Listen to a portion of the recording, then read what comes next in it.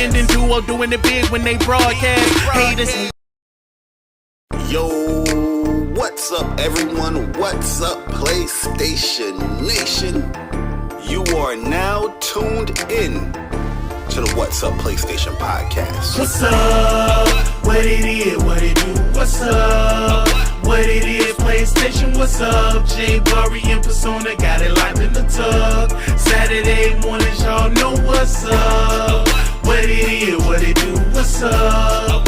What it is, PlayStation, what's up?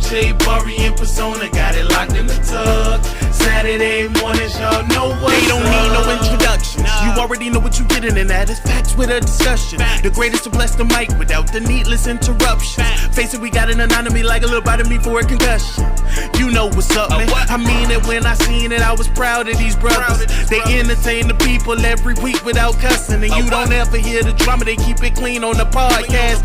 Independent duo doing it big when they broadcast. Haters hate to see them doing positive things. PlayStation Nation got you, ain't it obvious, man? We pulling up every week and showing love in the chat. Unlike these other channels, these guys are showing their back like, what's up? What it is, what it do? What's up? What it is, PlayStation, what's up? Bari and Persona got it locked in the tub. Saturday mornings, y'all know what's up. What it is, what it do? What's up? What it is, PlayStation, what's up? Bari and Persona got it locked in the tub. Saturday mornings, y'all know what's up. They don't need no introduction. Persona, the gaming politician, politicking for the come up. Division and vision require precision, decision that gotta be thought of. The potential is exponential. Gaming credentials is what they brought us. Get caught up. You know, Bari bring the passion when he's speaking from the heart. He the best lisp on YouTube, climbing up the charts. And when Persona speaks, he gon' tear the mic apart. Intellectually, of course, cause you know the boy's smart. They cover the news with integrity, so you know it's a must watch. Ain't no console war, just two brothers being a font. What's up, PlayStation? Got the Saturdays locked. And if you ain't tuning in, you missing out. Get blocked. What's up? What it is, what it do? What's up? What it is, PlayStation, what's up? Bari and Persona got it locked in the tub.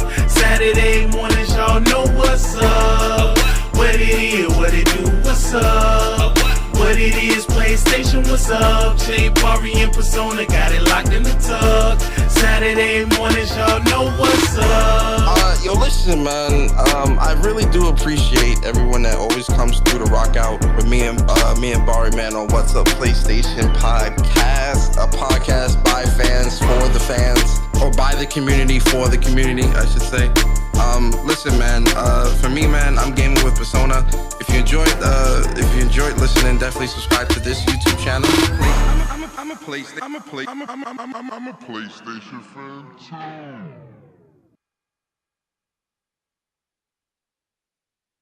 Yo, what's up everyone? What's up PlayStation Nation?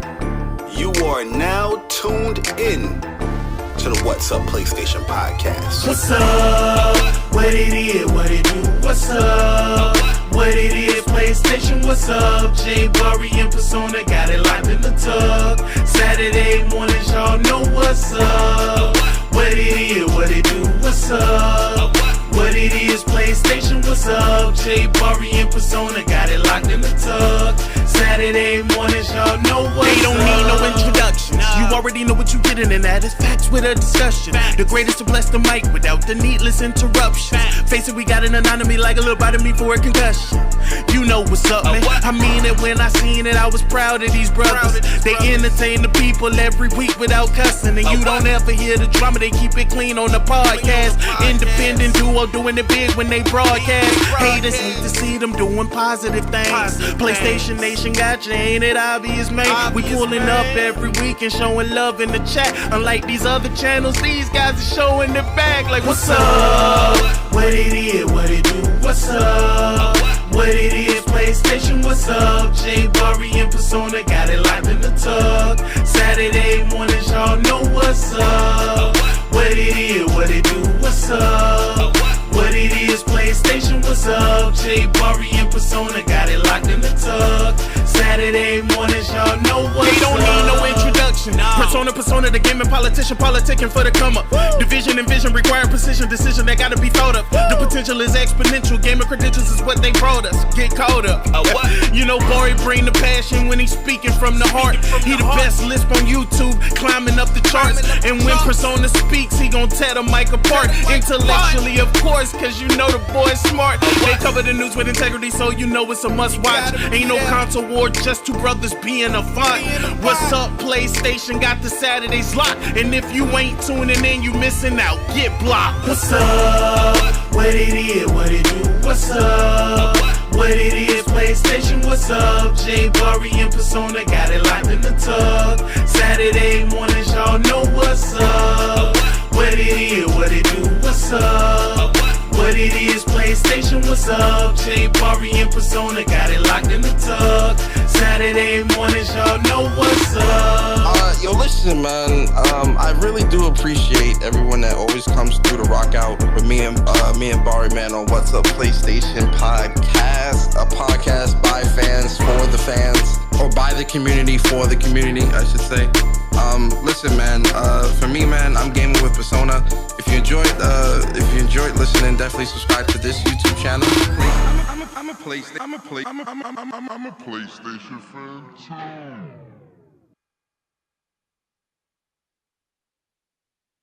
Yo, what's up, everyone? What's up, PlayStation Nation? You are now tuned in to the What's Up PlayStation Podcast. What's up? What it is, what it do? What's up? What it is, PlayStation, what's up? J Bari and Persona got it locked in the tug. Saturday mornings, y'all know what's up. What it is, what it do? What's up? What it is, PlayStation, what's up? J Bari and Persona got it locked in the tug. Saturday mornings, y'all know what's up. They don't need no introduction. You already know what you getting, and that is facts with a discussion. The greatest to bless the mic without the needless interruption. Face it, we got an anatomy like a little bite of me for a concussion. You know what's up, man. I mean it when I seen it. I was proud of these brothers. They entertain the people every week without cussing. And you don't ever hear the drama. They keep it clean on the podcast. Independent duo doing it big when they broadcast. Haters hate to see them doing positive things. PlayStation Nation got you, ain't it obvious, man? We pulling up every week and showing love in the chat. Unlike these other channels, these guys are showing their back. Like, what's up? What it is, what it do? What's up? What it is, PlayStation, what's up? J Bari and Persona got it locked in the tug. Saturday mornings, y'all know what's up. What it is, what it do? What's up? What it is, PlayStation, what's up? J Bari and Persona got it locked in the tug. Saturday mornings, y'all know what's up. They don't need no introduction. Persona, the gaming politician, politicking for the come up. Division and vision require precision, decision that gotta be thought of. The potential is exponential, gamer credentials is what they brought us. Get caught up. You know, Bari bring the passion when he's speaking from the heart. He the best lisp on YouTube, climbing up the charts. And when Persona speaks, he gon' tear the mic apart. Intellectually, of course, cause you know the boy's smart. They cover the news with integrity, so you know it's a must watch. Ain't no console war, just two brothers being a font. What's up, PlayStation got the Saturdays locked. And if you ain't tuning in, you missing out. Get blocked. What's up? What it is, what it do? What's up? What it is, PlayStation, what's up? J Bari and Persona got it locked in the tug. Saturday mornings, y'all know what's up. What it is, what it do? What's up? What it is, PlayStation, what's up? J Bari and Persona got it locked in the tug. Saturday mornings, y'all know what's up. Yo, listen, man. I really do appreciate everyone that always comes through to rock out with me and Bari, man, on What's Up PlayStation Podcast, a podcast by fans for the fans, or by the community for the community, I should say. Listen, man. For me, man, I'm gaming with Persona. If you enjoyed listening, definitely subscribe to this YouTube channel. I'm a PlayStation fan too.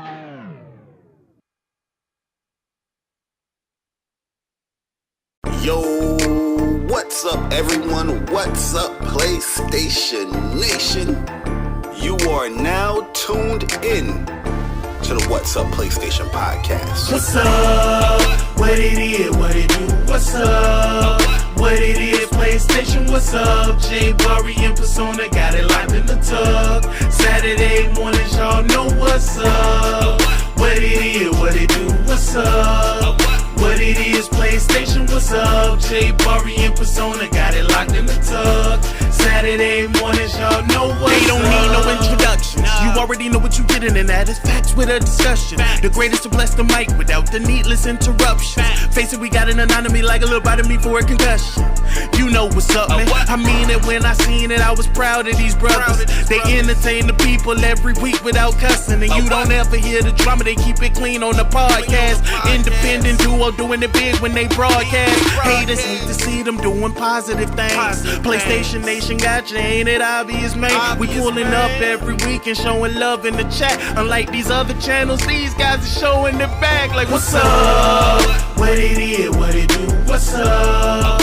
What it is, PlayStation, what's up? J Bari and Persona got it locked in the tug. Saturday mornings, y'all know what's up. What it is, what it do, what's up? What it is, PlayStation, what's up? J Bari and Persona got it locked in the tug. Saturday mornings, y'all know what's up. They don't need no introduction. Persona, the gaming politician, politicking for the come up. Division and vision require precision, decision that gotta be thought of. The potential is exponential. Gaming credentials is what they brought us. Get caught up. You know, Bari bring the passion when he's speaking from the heart. He the best lisp on YouTube, climbing up the charts. And when Persona speaks, he gon' tear the mic apart. Intellectually, of course, cause you know the boy's smart. They cover the news with integrity, so you know it's a must watch. Ain't no console war, just two brothers being a font. What's up, PlayStation? Got the Saturdays locked. And if you ain't tuning in, you missing out. Get blocked. What's up? What it is, what it do, what's up? What it is, PlayStation, what's up? J Bari and Persona got it locked in the tug. Saturday mornings, y'all know what's up. What it is, what it do, what's up? What it is, PlayStation, what's up? J Bari and Persona got it locked in the tug. Saturday mornings, y'all know what's up. Yo, listen, man. I really do appreciate everyone that always comes through to rock out with me and Bari, man, on What's Up PlayStation Podcast, a podcast by fans for the fans, or by the community for the community, I should say. Listen, man. For me, man, I'm gaming with Persona. If you enjoyed listening, definitely subscribe to this YouTube channel. I'm a PlayStation fan too.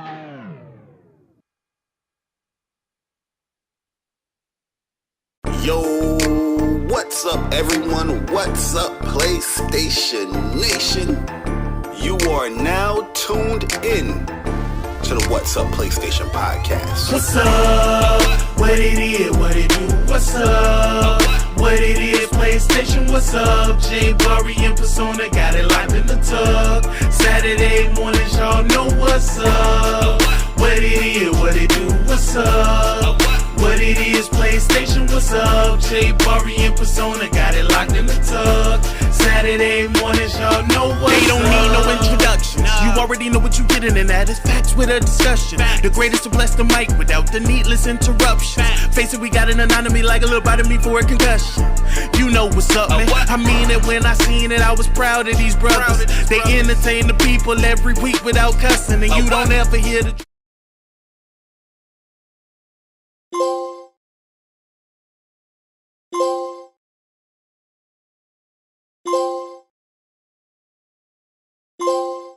You know when you hear them trophies, you know what time it is.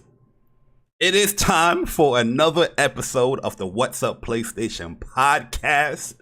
Episode 94 to be exact. My goodness, 94 episodes in with the What's Up PlayStation Podcast. It has been an honor, trust me, an honor to be hosting these podcasts with my bro Persona. And we always appreciate seeing the wonderful PlayStation Nation, the beautiful people in the chat that's coming through every week and leaving their comments, leaving their thoughts, hitting the like button, sharing the stream out, all that good stuff with What's Up PlayStation Podcast. But for those that are new to What's Up PlayStation Podcast, we are a PlayStation-centric podcast where we talk about the latest, the greatest, the good, the bad, the ugly news of PlayStation throughout the week. Like I said before, I am one of your hosts, Jay Bari, and I got the best lisp on YouTube. Listen, there's no competition. There's no competition, okay, when it comes to the lisp. And yeah, man, wonderful Saturday. It's beautiful out here in Saturday morning in New York. And once again, we see the beautiful people in the chat. We appreciate you guys coming through. This is going to be a super, super good episode. Lots of stuff to talk about. And yeah, we can't wait to talk about it. But like I said, I am one of the hosts for this podcast. What's Up PlayStation Podcast is a two-man team. Two men are on the helm of the ship. You know what I mean? We are both Jack Sparrows out here. You almost caught Jack Sparrow.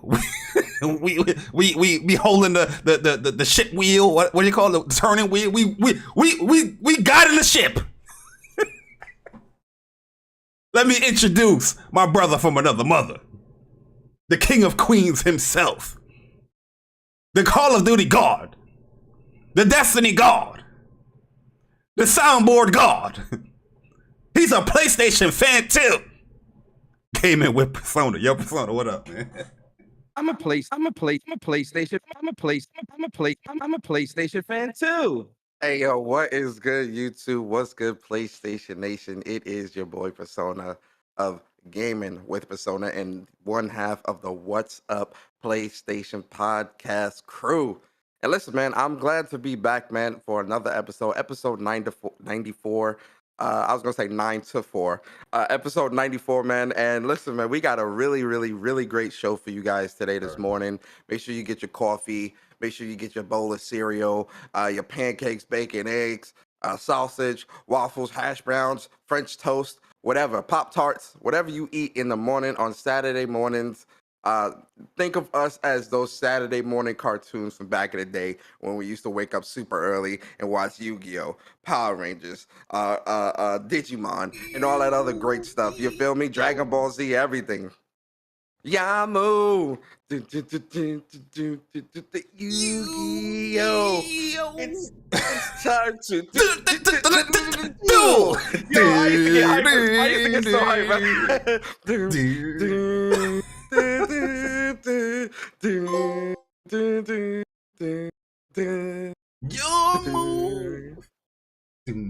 Yeah, that was my shit. But yo, man, I'm excited. I'm excited to be here, man. With my bro Bari. I say it all the time. I always look forward to the Saturday morning show with my bro Bari, chopping it up with the community, and I appreciate y'all, man. Yes, sir, man. Yo, Persona is going to be a good one today, man. It's going to be a good one. A lot of hearts will be spoken from today. Absolutely. And we're also doing a giveaway today, guys. So we have the giveaway set up. I don't know why it keeps on doing Tales of Arise. I know I didn't type that in, exclamation point Tales of Arise, but hey, that's a great game anyway. But we're doing 3 $25 PSN gift cards or digital codes for today's show. And shout out to my man Oolong T. If you're in the building, he is sponsoring these 3 giveaways right now with the $25 PSN code. You know what I mean? He wanted to give away some Cult of Lamb, but they don't have like a digital code for the specific game. So he did $25 PSN gift cards, and he's doing 3 of them. So we're going to be giving those away throughout the show. We have one started up right now. So if you type in exclamation point Tales of Arise, you will be in the running for the giveaway. Also, shout out to King 1710. Or his ad on Twitter is at XX Latin King 17X, right? Big shout out to him as well, man. He hit us up and he was like, "Yo, man, I want to sponsor a giveaway for Modern Warfare 2. So we're also going to be giving away a Modern Warfare 2 beta code, right? So that's going to be given. That's going to be given as well, guys. So, and trust me, I already asked if it was okay if we said it was him. He said, "Yeah, man, definitely you can say it's me and whatnot. So we're not just putting people on the spot. We always, if people come to us and say, hey, I want to sponsor a giveaway, we always ask if they want to be, if you want to be anonymous, or if you want, us to tell who it is or whatever. So shout out to King 1710, and also shout out to Oolong T Gaming for also sponsoring the giveaway for today's show, man. We appreciate y'all, and we appreciate the whole community. Yes, I'm pretty sure Oolong will pop up in the chat sooner or later. But yeah, really cool guy that we met, just through Twitter. And yeah, he wanted to do, some giveaways. We're gonna have some more giveaways as well, because people would DM us and be like, hey man, I would love to do a giveaway for your people that support your channel. And yeah, so there's definitely gonna be more of that coming as well, but just stay tuned with that. We gotta set those things up. Yes, sir. Yo, Persona, 94 episodes in, man. We are 6 away from 100. Yeah, I know. You know what I mean? We're really growing. Yeah, the PlayStation, What's Up PlayStation podcast is we kind of old now. I don't think this is a new podcast. You know what I mean? Nah, man. I mean, listen, man. When I think back to our first episode, and then like fast forward to like where we are now, and to see like what we've done through that time frame of like the type of guests we've had, and a lot of the great memories and moments on the show. It's great, man. I can't wait for episode 100. We definitely gonna have to go down memory lane. Yeah, we're gonna reminisce. Reminisce. Yeah, we definitely gonna reminisce for sure. But yo, I'm happy that we are coming up on 100 episodes, man. I remember, this started as a thought, Bari. It was a thought where we was talking in a goddamn PlayStation party chat.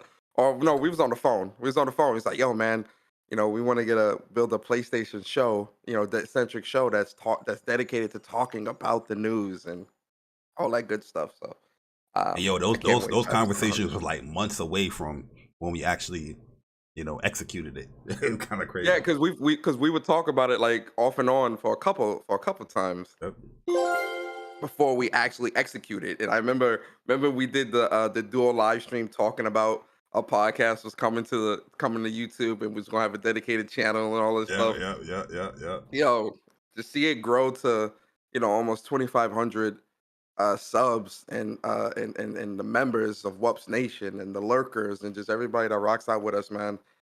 It really means a lot. What you mean? These guys barely had 2K subscribers. Hey, speaking of WUPS Nation, Bari, before we get into the rigmarole, can we shout out the members, man? The lovely members of our What's Up PlayStation community, man. WUPS Nation. Absolutely. All right, so guys, remember, WUPS Nation is our membership here on the channel. The link to do that is in the description. It's not mandatory, but it's always appreciated, and we appreciate everyone nonetheless, right? So to our WUPS Nation members, shout out to Andy, Julian Johnson, Brian King, Stealth Guy Gaming, No Cap Podcast, Philip Sin 22, Reaper 21, DeJuan Thompson, Jeff B Gaming, Carl Anchor, Juan Sosa Gaming, Juan Sosa 789, Trap, Rob Gaming TV, Requiem of Demons, Magnificent Black, Howard Gaming, It's Me Baby 80, it's me, D2 Dez, Light Gamer, DC Gaming, Ice Queen Gaming, yes sir, John Donuts, Tarana Duffy, what kind of donut? Tactical Gamer, Alfonso Carter, AC, Steady Flow, Stir Crazy, Stardust Acero, Gianna Dunn, J Gamer UK, Cyber Dragon, Unicron, C Fresh 2180. Oh, he fresh. Strictly Gaming, Strictly, yes, sir. Viper Reaps Corner. Shout out to Viper, man, our unofficial. Yo, Viper's already a WUPS member. You know what I mean? He just don't know. Member, right? Yeah. Already a WUPS member. Jay Wright, Blue Mustang 357. Yes, sir. Damien. Yes, sir. Henry Heck. Shy City Gamer. King Kiso. Bird. Jay Bari. Whoa. You need to pause it right there, brother. You're not just gonna Winsley all over that goddamn name right there. What's that name he said right there, brother? Jay Bari. Jabari.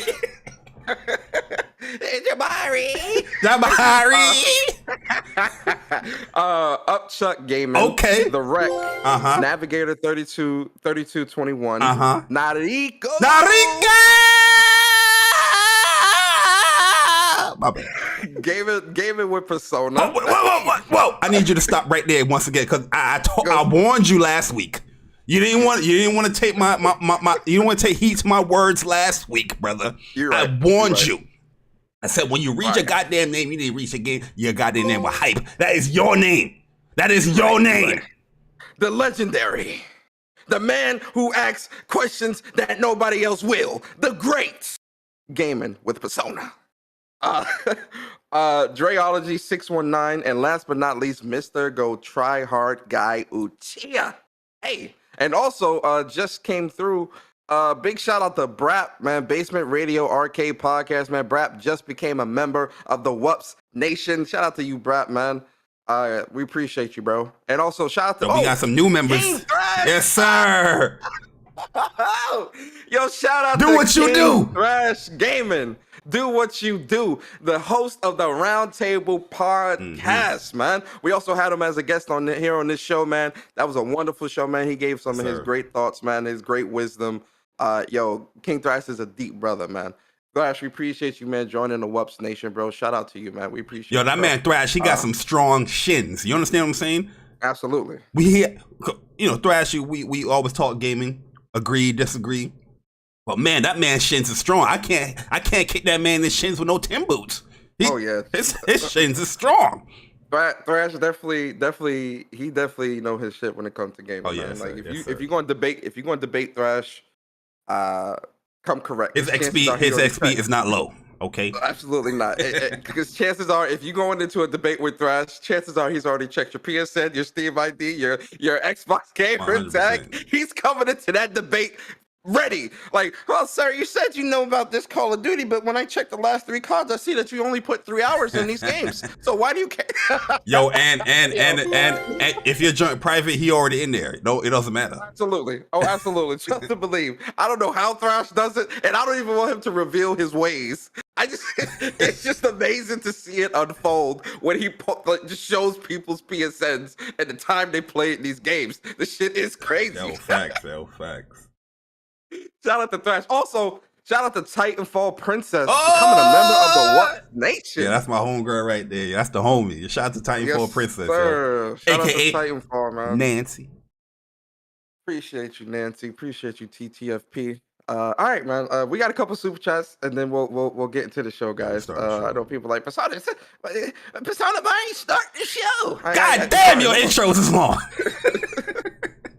All right, man. So today's the 11th, right, or the 12th? 12th. I mean 13th. The 13th. How come I don't see the super chats? Oh no, I see it. I can read them. You see them? Yeah, in the regular chat. Yeah. All right, so you see them? Yeah, go ahead. Let me see. I might have to scroll. The first super chat we have. I got it. Yeah, I got it. All right, enter Cheat Code, man. Appreciate you for the super chat. He says, "Here for that Cult of Lamb thoughts." Yeah, we appreciate you, Cheat Code. It's definitely hint. That's definitely gonna be one of my spotlights. DC Gamer, man, appreciate you, bro, for the super chat, man. Always. He says, "Happy Saturday, everybody. Let's get to these games. You already know." Sure. And then Stony 916, appreciate you. They say, "I see the topic of EVO in the title. That said, the Mortal Kombat portion of the tournament was lit. As a huge fan of MK, I'm hoping the next MK plays closer to MKX." Yeah, MK top 8 was lit though. And then Magnificent Black, man, appreciate you. 4 months as a member of the WUPS Nation. He says, "WUPS, appreciate you." And then shout out to Upchuck Gaming, man, 4 months as a member of the WUPS Nation. Also, shout out to Plus on Block Podcast every Friday at 8:30 Eastern Standard Time with Upchuck Gaming and Dreology 619. Those are some dope brothers, man. They do a great fighting game centric podcast over there. So if you're into fighting games and whatnot, if you just want to support the fellas, they definitely get the WUPS seal of approval. Go over there and support them. Go subscribe to their YouTube channel. They have a goal of 10K subscribers. Help them hit that goal, okay? You know what I mean? Facts. Hit that subscribe button. Why are you guys so shy? I said 10K. Facts. I said 100. No, screw that. 10K. Yeah. That's the goal. 10K. We're trying to get there. So shout out to them, man. Shout out to Chuck. He says, "Always have my support no matter what." Oh, yeah. Likewise, Chuck. Yeah, you always got my support, bro. Yes, you're always going to support. And then Brat, man, appreciate you for the super chat. He says, "Greatness." Absolutely. Greatness, greatness, greatness. And then shout out to Viper Reaps Corner. He says, long ways from Cuphead. Much respect. Yeah, man. Yo, that was like the first picture. Yo, Viper. Yo, the first episode thumbnail was Cuphead. The second one I think was like Spider-Man. It had like a Spider-Man. Yeah. Yo, that was the first show. You remember how shitty? I mean, our thumbnails weren't shitty, but I don't think it was shitty. Like, but yo, Persona was like, yo, I have an idea how to do thumbnails. Any thumbnail that we have is Persona's idea, and yo, he had like this cutoff segment. You know what I mean? We even had to do some geometry wars just to get that shit covered. Yo, one thing about our thumbnails that I love too, like if you look through like our shows, like whenever Bari's is Bari's week the host, or it's my week the host, you can see like our personality and characteristics come through in the thumbnails because we make our own thumbnails for that show, and so like every thumbnail is its own, like, oh yeah, Bari, this is Bari's show this week. Yep. Oh yeah, this is Persona's this week. Oh, that's Bari. Oh, it's Persona. you can tell. There's a lot of character in our. I'm not the greatest like artist or nothing like that, but I have gotten a little better. With that.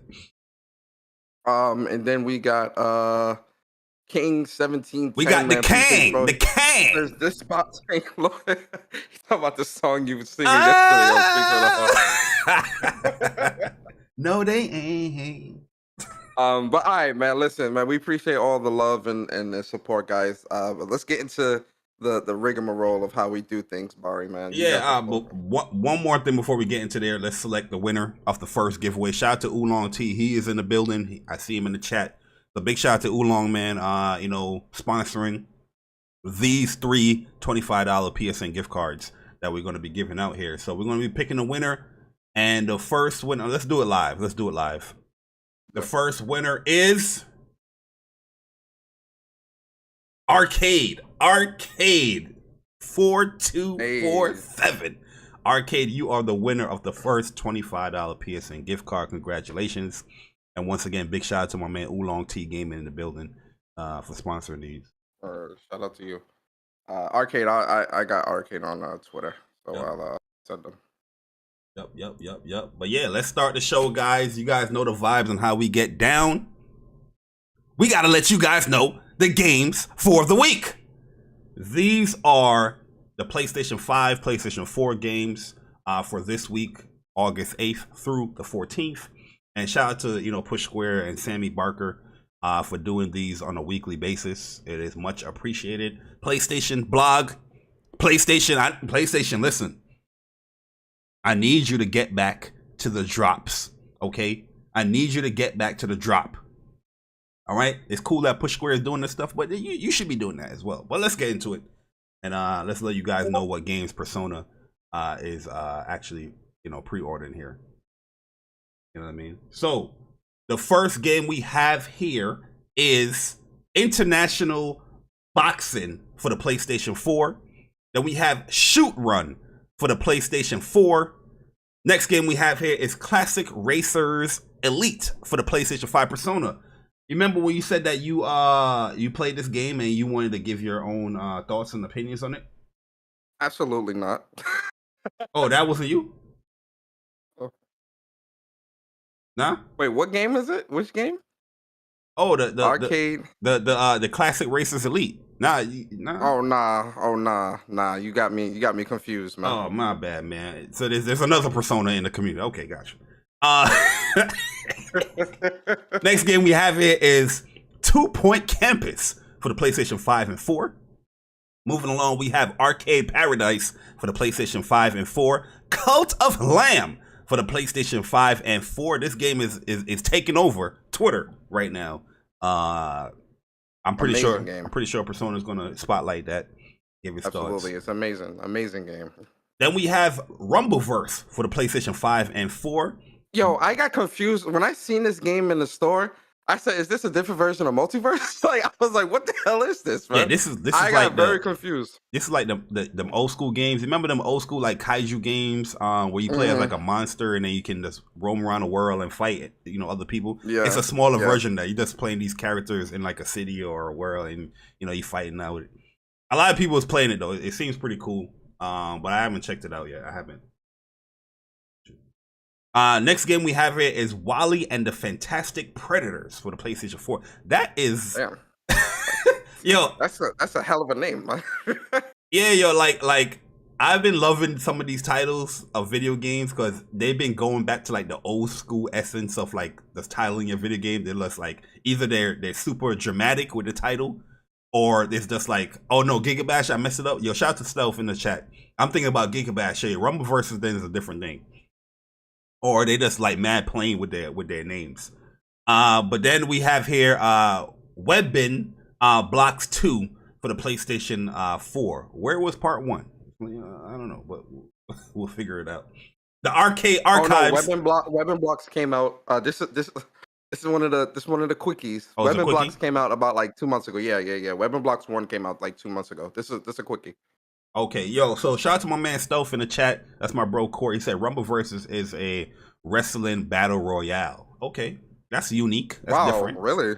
That's pretty interesting. Yeah, that's a pretty unique, different little battle royales, man, taking over. They trying to be mad creative with a battle royale. It's like, hey, we'll do an archery battle royale, a wrestling battle royale. Next, we're gonna see a Cars battle royale coming real soon. Maybe they probably have that already. I think that's. Ain't that? You think it's safe to say that's Destruction All Stars?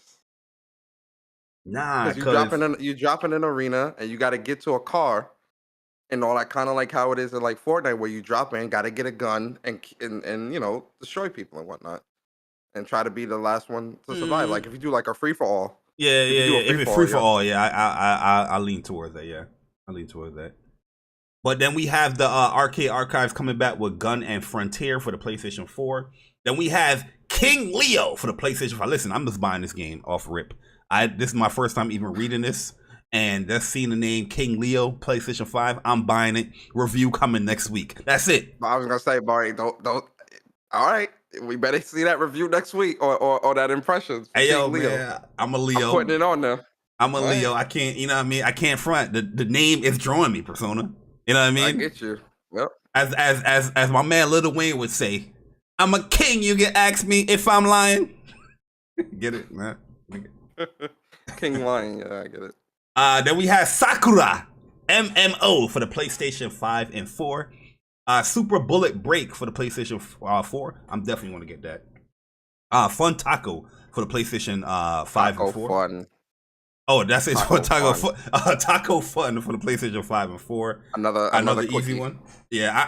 Anything I see with like food, I'm just going to chalk that up as like one of those easy platinums. And I like I told you guys, stack up. Don't play them yet. Stack up. Wait till PlayStation initiate that PlayStation Stars program. You know what I mean? And then that week you go ham. Okay, you go ham. Jumping Noodles for the PlayStation 5. I'm pretty sure that's another one. And then the last game we have here is Voyage for the PlayStation 5. And yeah, these are the games that came out this week. Let us know any games that you guys have picked up. You know, I'm pretty sure Cult of Lamb is definitely one of the main ones there. But yeah, if you have any other games that you guys picked up, let us know in the chat.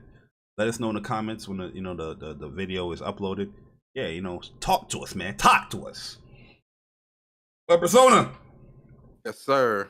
We just gave the games for the week. We just listed them out. Mm-hmm.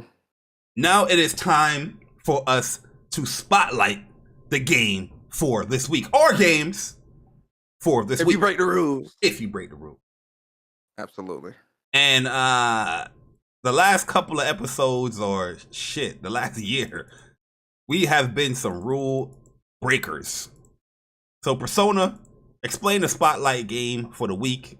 And are you going to break the rules? Yes, sir. So ladies and gentlemen, the spotlight game, for those who are new, the spotlight portion of the show is where me and Bari give you a game or games, if we decide to break the rules, that we think y'all should check out, right? It could be a brand new game, it could be an old game, it could be a game from your childhood. The purpose of the spotlight is just to spotlight games that we think you, the community, should check out. So for me, man, my spotlight games, so first off, yes, I am most definitely breaking the rules. I'm breaking the rules. Whoa, Okay. You rebel.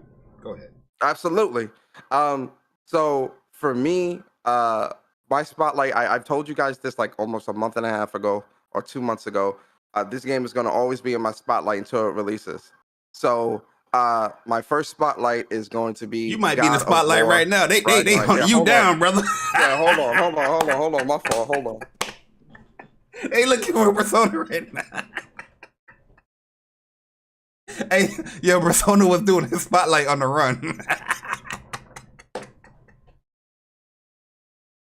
They were hunting my brother down. I had to close the window, man. I'm telling you, man. Like New York, New York got another year or two out of me, bro. I'm ready. I'm ready to go. I'm ready to go, bro. But nah. So my spotlights for this week. The first game is most definitely going to be God of War Ragnarok. Listen, Ragnarok is coming November 9th, 2022. I'm there day one. I'm excited. I'm sure most people here are excited. Absolutely. I can't wait. The game is looking amazing. I can't wait for us to get that dedicated Gal state of play. I'm excited. The second game I am going to spotlight is going to be Cult of Lamb. Whoa, I'm surprised. So listen. Man. I originally wasn't going to pick up this game. Because remember when we was talking about the PlayStation Indies like a couple weeks back, the 7 and I said, you know what, I'm gonna skip this because there was too much other stuff. I wasn't originally going to pick this up, but then when I was looking at some more of the gameplay and really seeing what was going on, I was like, you know what, man, this looks really dope. I can't pass up on this, man. I really want to, buy it, pick it up, and at least try it and see if it sticks. If it doesn't stick with me, I mean, listen, it's a $25 loss, so it's whatever, right? I've been playing this game ever since Thursday. This is really all I've played outside of like a touch of COD. This Cult of Lamb is a mix. So for those who don't know, think Cult of Lamb is a mix between like something like Hades or one of those like roguelike. It's a roguelike game mixed with The Sims. I'm not kidding. It's Hades meets The Sims. And that's what it is. So, you start out as a lamb that is being sacrificed for these 4 bishops that are trying to gain, that are doing like this ritual. So as soon as you get sacrificed, you go to like this underworld place where the one above all faith, I think is his name. You meet him, and he's the last bishop that got like exiled from the crew, from the flock. So he gives you the power to come back to life and do his bidding so that he can be freed from his prison and come back to the world of the living and reign supreme. So your job is really to kill off the other bishops and unlock the ultimate door or the ultimate gate so that he can become free, right? And through that process, you have to build a cult. Like you become a cult leader, right? And you need to build a following. And the more of a following that you have, the stronger you become, the stronger your flock becomes, the stronger he becomes. It all coincides. So where the where the Sims part comes into play is your cult. So as soon as you get to your cult area, it's like this one big patch of land, and it's empty at first. You get like your first 1 or 2 followers, and you build your shrine where like they have to worship you, and then you build your church, your demon church, or your demon church, where you go in and you give your sermon, and you gain you gain power from them the more they praise you, and that's how you can get upgrades and stuff like that. So the Sims part of it within your cult is you can name your followers, you could change up their appearance and their design, and all this other stuff. And then once they are a part of your cult, they'll do cult-like things. They need to eat. They're gonna work. They need to sleep. So there is a day and night cycle with this game, and so they need to eat. They need to sleep. They can get sick. If they eat bad food, they poop all over the place, and you got to clean it up. Ew. And then you also, This game is really deep. But through the course of you building up your cult, you're also building up different types of amenities and things like that within your patch of land to help them survive longer, keep their faith, and stay healthy. So some of those things are, outside of creating like the shrine in the demon church, you also can build out like stone farming areas for them to continuously mine for stones and stuff like that. Wood areas where they can continue chopping for wood and building up materials so that you can build more things.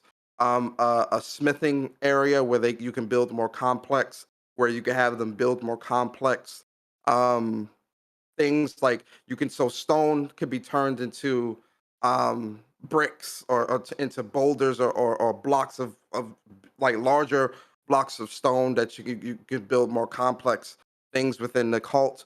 Wood can be built into 2x4s or larger pieces of wood so that you can build larger things. And then as your devoters continuously pray to you and your cult becomes stronger through devotion. Devotion is like the measurement of your faith. And the higher the devotion, the more things you're able to unlock to build for your cult.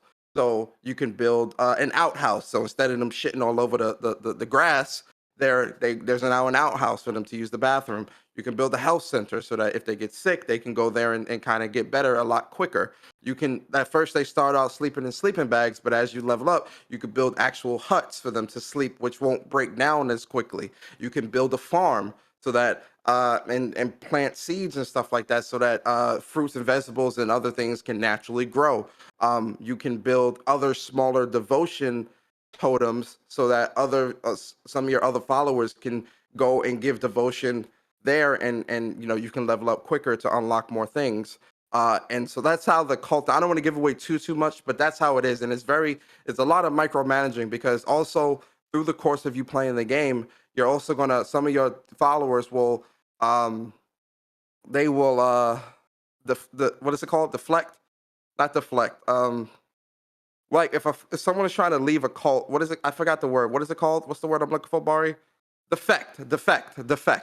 So some of your followers will begin to lose faith, and when they lose faith, they'll begin to defect, and they'll start spreading propaganda and lies, to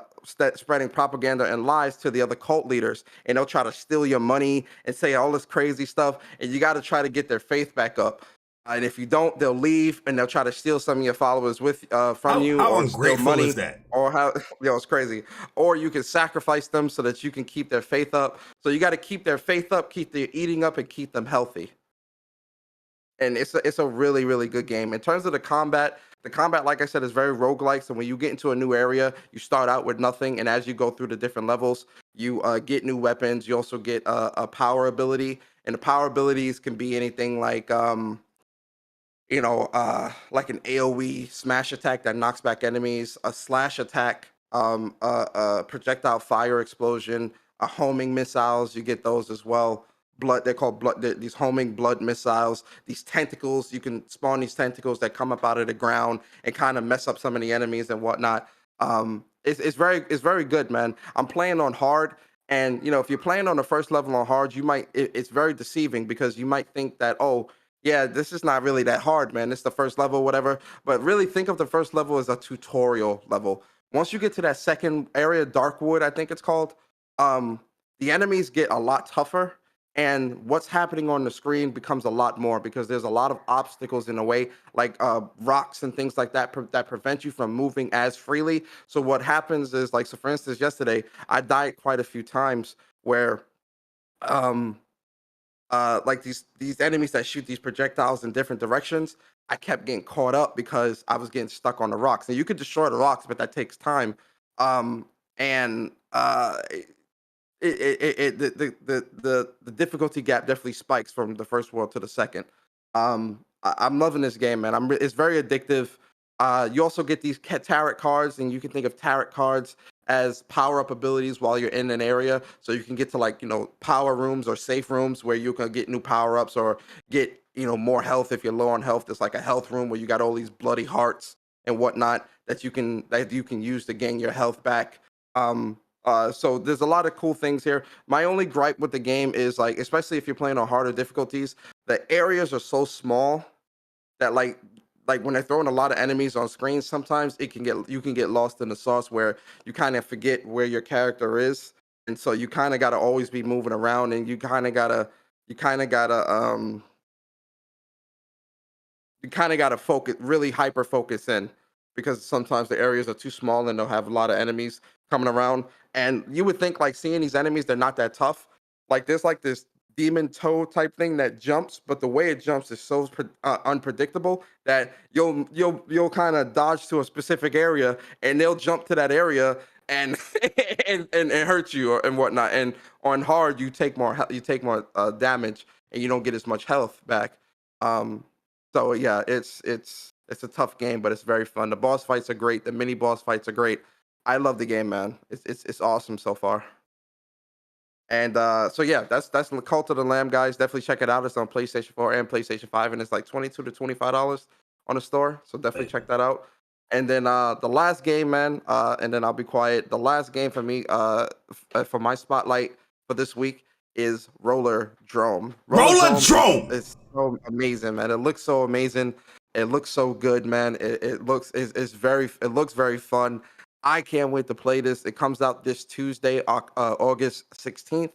And I'm there day one, man. I can't wait for that game, man. It's gonna be fun. Oh yeah, we're gonna be talking about RollerDrome that's a little bit later on as well, because they dropped like a dope, combat like description, like what you're gonna be doing in the game. And yeah, that thing, yeah, my eyes is on that game for sure. You know what I mean? So yes, definitely want people to keep a lookout for that game, because it drops on Tuesday. Yeah, Tuesday, August 16th. Right? Yeah. Yep. So yeah, definitely hype for that for sure, man. But yo, Persona, man, I'm gonna break the rules like I never broke the rules before. What? Why are you laughing at me, man? I mean, that sounded kind of crazy. Are you trying to call me a criminal? Absolutely not. All right, so I'm gonna break the rules like I never broke the rules before, Persona. Do it how you do. I want to be a rebel just like you. As you should. Okay, so I'm breaking the rules today. Today I'm breaking that shit up. I'm breaking the fifth barrier, the sound. What's it called? The sound barrier. Sound barrier. Huh? I'm moving as fast as the speed of light. I'm breaking the goddamn rules today. Don't break the rules. My man, I appreciate it. First game I have on here, Persona, coming out in August. I highlighted this game already. It is SD Gundam Battle Alliance. I'm sorry. Yes, guys. Yes, I'm highlighting Gundam because I love fucking Gundam. And this game is really, really cool. Like, I enjoyed the demo. And the fun fact about this game as well is that it's an action RPG game. And you can play it with friends. So you can have up to 2 to 3 people with you. Partners to like back you up through certain missions and stuff like that. Or you can just play it solo. Pick whichever one you want to. You can do it. But yeah, one thing I love about Gundam games is like the dialogue that they have, with the pilot and the pilots between, enemy pilots or, your pilot. It's just always fun. Like, it's long, it's a lot, but it's always fun to listen to because they be dramatic sometimes, and it's just the best thing in the world for me personally. But yeah, I can't wait for it, man. If you pre-order the game, you get like some of the Gundams early. You get to have them early, and then if you pre-order like the big digital deluxe edition, you get to have the Master Gundam early. So it's definitely going to be a good time. With SD Gundam, in my opinion. Next game we have up here that we're going to be highlighting, Persona, is another game that's coming out in August. And this one kind of caught me by surprise because I didn't play the first one.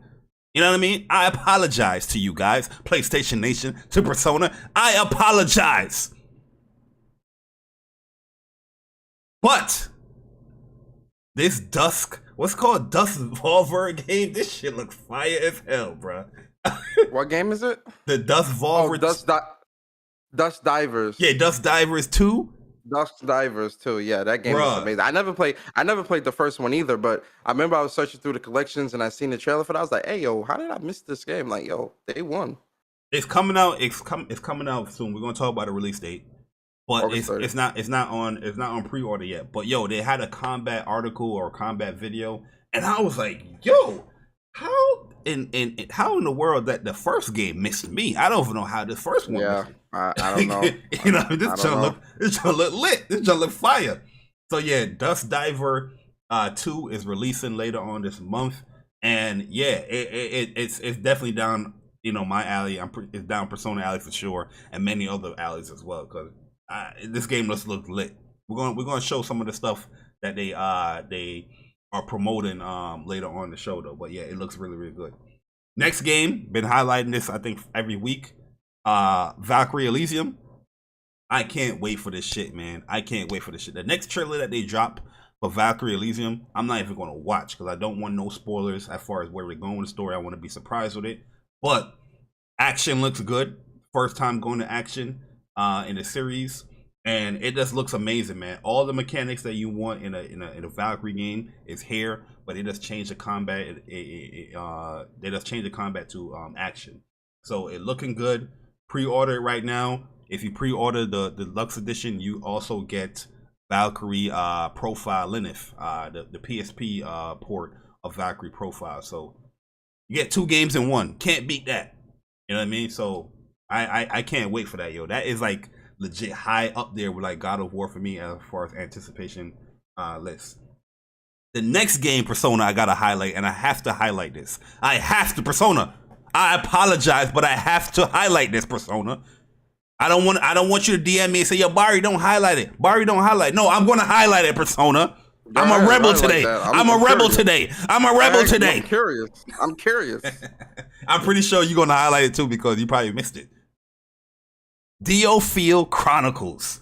Oh my God. Yeah, man. I know you wanted to highlight. That's why I was like, let me see if he's done. I forgot, yeah. Bruh. Oh my God. I played it this morning, and I was amazing. Blown away how good it looks, how well it plays. The dialogue is amazing. Yes, sir. Bahamut is in the game. Yes, sir. I think there's gonna be more summons too. I think we might get like Ramu or some. Bahamut, not the only one.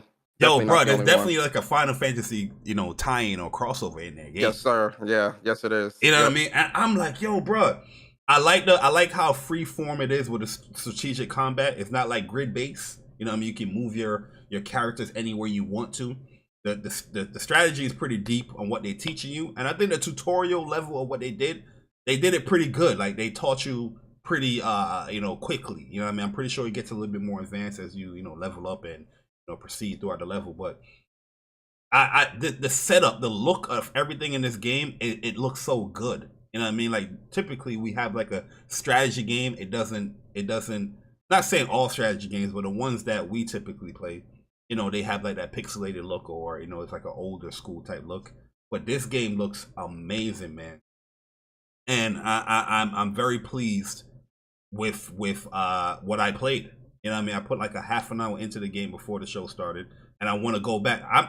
I'm loving the demo so much that I kind of want to stop playing, just due to the fact I don't want to play too much when the game come out. You know what I mean? I don't want to. Well, it transfers over anyway. Yeah, that's what I was about to say. I was like, yo, thank God it transfers over into the real game. So I like when demos actually do that. But yeah, I'm having a great time.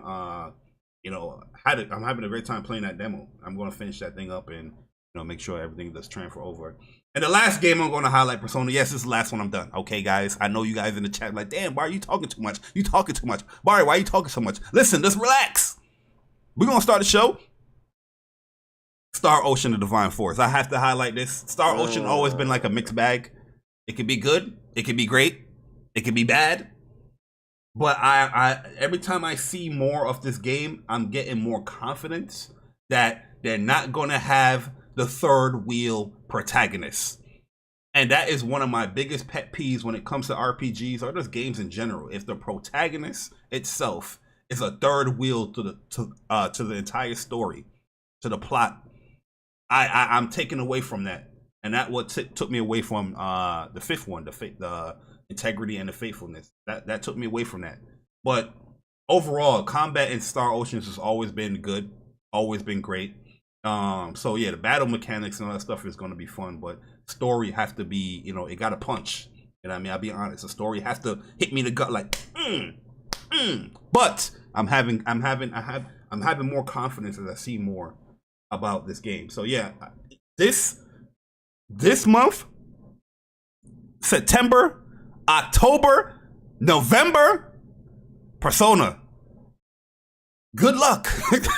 Yo, these next 3 months really about to be something crazy. Like, good luck. Like, yo, real talk. You shouldn't even be on Twitter. With all the games that's dropping, you're not gonna have time for nothing else, man. If you're trying to get through these games. Facts. And the fact that we starting it off with Last of Us 1 remake September 2nd, and then we ended it off with God of War. I mean, Callisto Protocol as well, but I'm just saying the first 3 months. Callisto Protocol. I mean, God of War Ragnarok, November 9th. And then the dessert is Callisto Protocol. Come on, man. Come on, man. Yo, Callisto looks really good. Like, I'm not even into like looks so good, horror man. games like that. But Yeah. I had to get that because I'm like, yo, this is like pushing this console. Yeah, you know I bought the collector's edition. Oh, you got the little statue? Yeah. The statue looked cool. Good. It looked cool. Yeah. I had to looked get cool. the statue. You know what collector's edition I might fall back from? Which Gotham Knights? Yeah, I might. I still have it there, but I might because that 3 bones kind of. yeah, because like, I'm thinking about that monitor, and by that time I should have like a new rig. So, you know what I mean? I'm thinking like, and then the God of War coming. But we'll see, because that statue looks dope too. It's a lot of bread. Yeah, it's a lot. Trust, especially with that monitor, that in zone monitor. I need that. I'm looking at it as well. I want that. But I haven't decided on it yet. But I gotta have that. I'm thinking about it. I'm definitely thinking about it. I ain't gonna cap. Yeah, man. So yeah, gaming is great, especially here on PlayStation. There's no droughts. You know, everybody be like, oh, summertime drought. There's no droughts here on PlayStation. There's so much stuff that you can play on the PlayStation console 4 and 5. And yeah, I'm pretty happy as far as what's to come and what I'm actually playing now. So, but let's start this. Let's get into the news of our Persona, man, because we got a lot of news that we got to talk about. We got a lot of things that we got to tackle. We have an EVO segment as well, guys, where we're gonna run through the quick EVO news. But yo, shout out to the Plus on Block boys out there, man. My man Upchuck Gaming and Dreology 619. If you guys want like a true in-depth EVO analysis and breakdown of the the events that happen at EVO, make sure you guys tune in for Plus on Block podcast. Okay, tune in to Plus on Block podcast. But before we get into news Persona, we got one more giveaway to do. We got 2 more, but we're gonna do this giveaway real quick. Well, 3 more. Oh, 3 more. All right, so here we go. Yeah, Steel Rising is another one too. I think a lot of people is sleeping on that game. That game looks great. I can't wait for it. Yeah, for sure. Thymesia comes out next week. Thymesia coming out this week? Yeah, 18th. Dusk Divers comes out the end of the month. It's a lot, bro. Yo, we got the time, man. But here we go. Next winner, let's do it live, is Black Mamba. You are the winner of the $25 PSN gift card. Shout out to my man Oolong T Gaming once again for sponsoring giveaway. So yeah, Black Mamba, hit up Persona on Twitter, or Persona get in contact with your Twitter. Let's DM him his code. Shout out to Black Mamba on that. But all right, guys, let's get into this. Yeah. Shout out, real quick with the super chat. Yo, shout out to Viper Reaps, man. Corner, appreciate you for the super chat. He says, I bought so many games, my credit card company thought I stole my own identity and put a block up. Yo, they hit you with a message like, is this you? Is this yo? They gotta make sure, bro. They gotta make sure. Yo, that's a fact. That's a fact. I remember when I was buying Forspoken, when all these games was getting like up on the pre-order store. Yeah, they'll hit you up like, yo, is this any like theft or identity theft here? Like, is this really? Did you make these last orders? And then when you call in to verify, it's like, what's your last the last things that you purchased? So you gotta name it. Oh, yo. Well, Yo, damn, Black Mamba. Yo, Black Mamba, lucky guy. I'm looking at my Twitter messages. He won another giveaway we did. He won Coffee Tales of Arise. Oh, word? Shit. Yo, I was doing a Tales of Arise giveaway. He won the Tales of Arise giveaway. Oh shit, yo, you a lucky guy, Black Mamba. Let's go. God, my fault. Black Mamba, you out here, bro. You say, listen, man, I'm out here. I support. You know what I mean? But let's get into the first news, guys, because we spoke about this last week, Persona, about the PS Plus, games, the PS Plus, games coming to the game catalog, and the whole Yakuza series coming to the games catalog. But now we are actually getting the full list of games coming to the game catalog. And I know you have like a certain gripe that you have with this month when it comes to PlayStation Plus, premium subscribers. So let's list off the stuff here where we already spoke about the Yakuza games coming to PlayStation Plus. But now we have Dead by Daylight coming in here. We have Tom Clancy, Ghost Recon Wildlands, Bug Snacks. Talk about Bug Snacks. Yeah, I missed that song. I ain't even gonna front.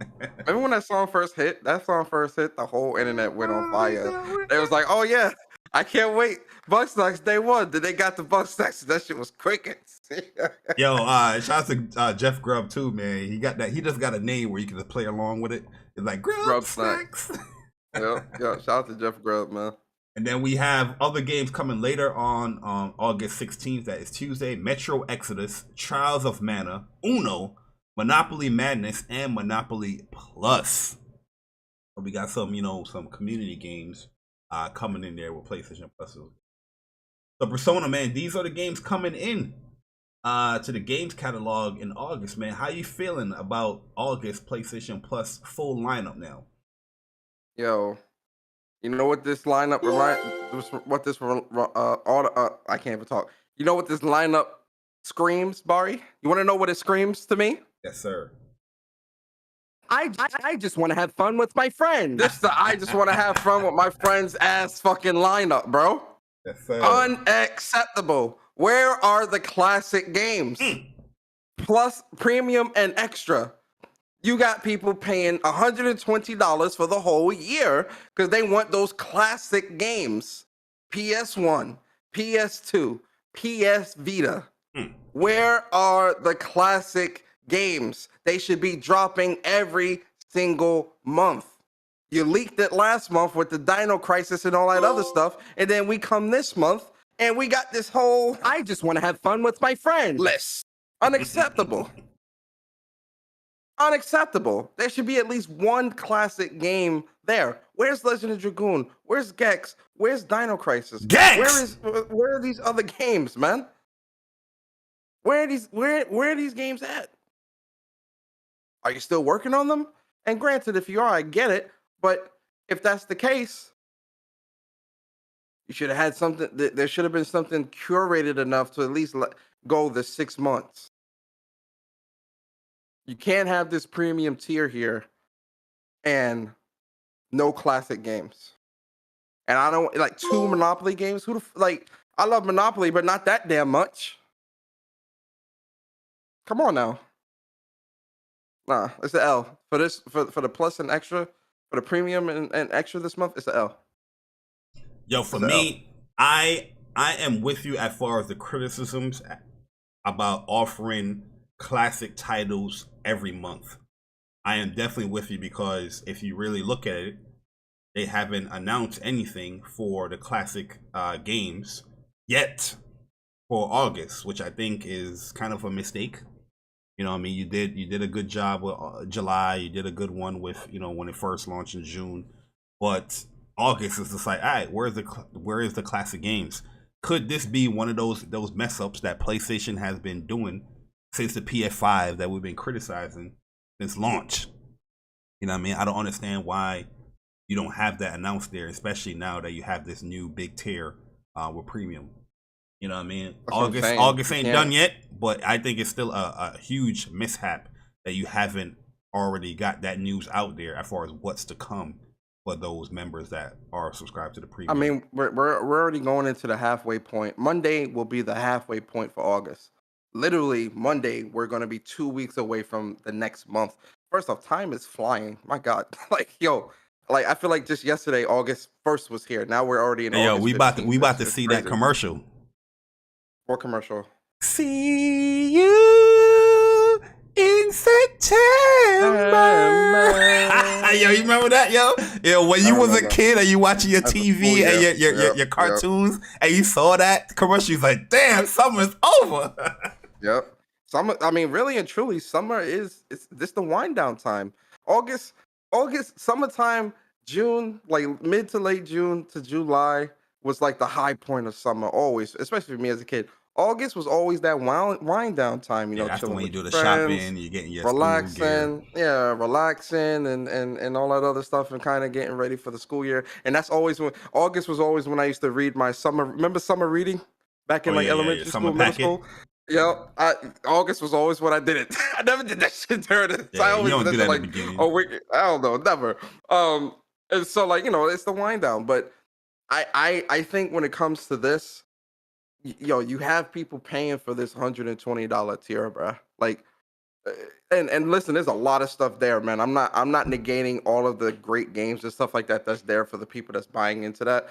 But a lot of that buy-in for that premium tier is the classic titles, PS1, PS2, PS Vita. That lineup has to be, it has to be there. It has to be ready. It has to be at that forefront. Yeah, I mean, this is something that they promise, you know, that will trickle in every month. And if you don't have the announcement there yet, I can understand everyone's criticism with that. Overall, though, I'll be honest with you, I think it's a very strong month as far as the games coming into the games catalog for PS Plus. Yeah. There's a lot of games there. The Yakuza series is coming in. You have the Ubisoft living up to their promise as far as like continuing to add each game each month until you know, whatever, I think it's like holiday 2022 they said.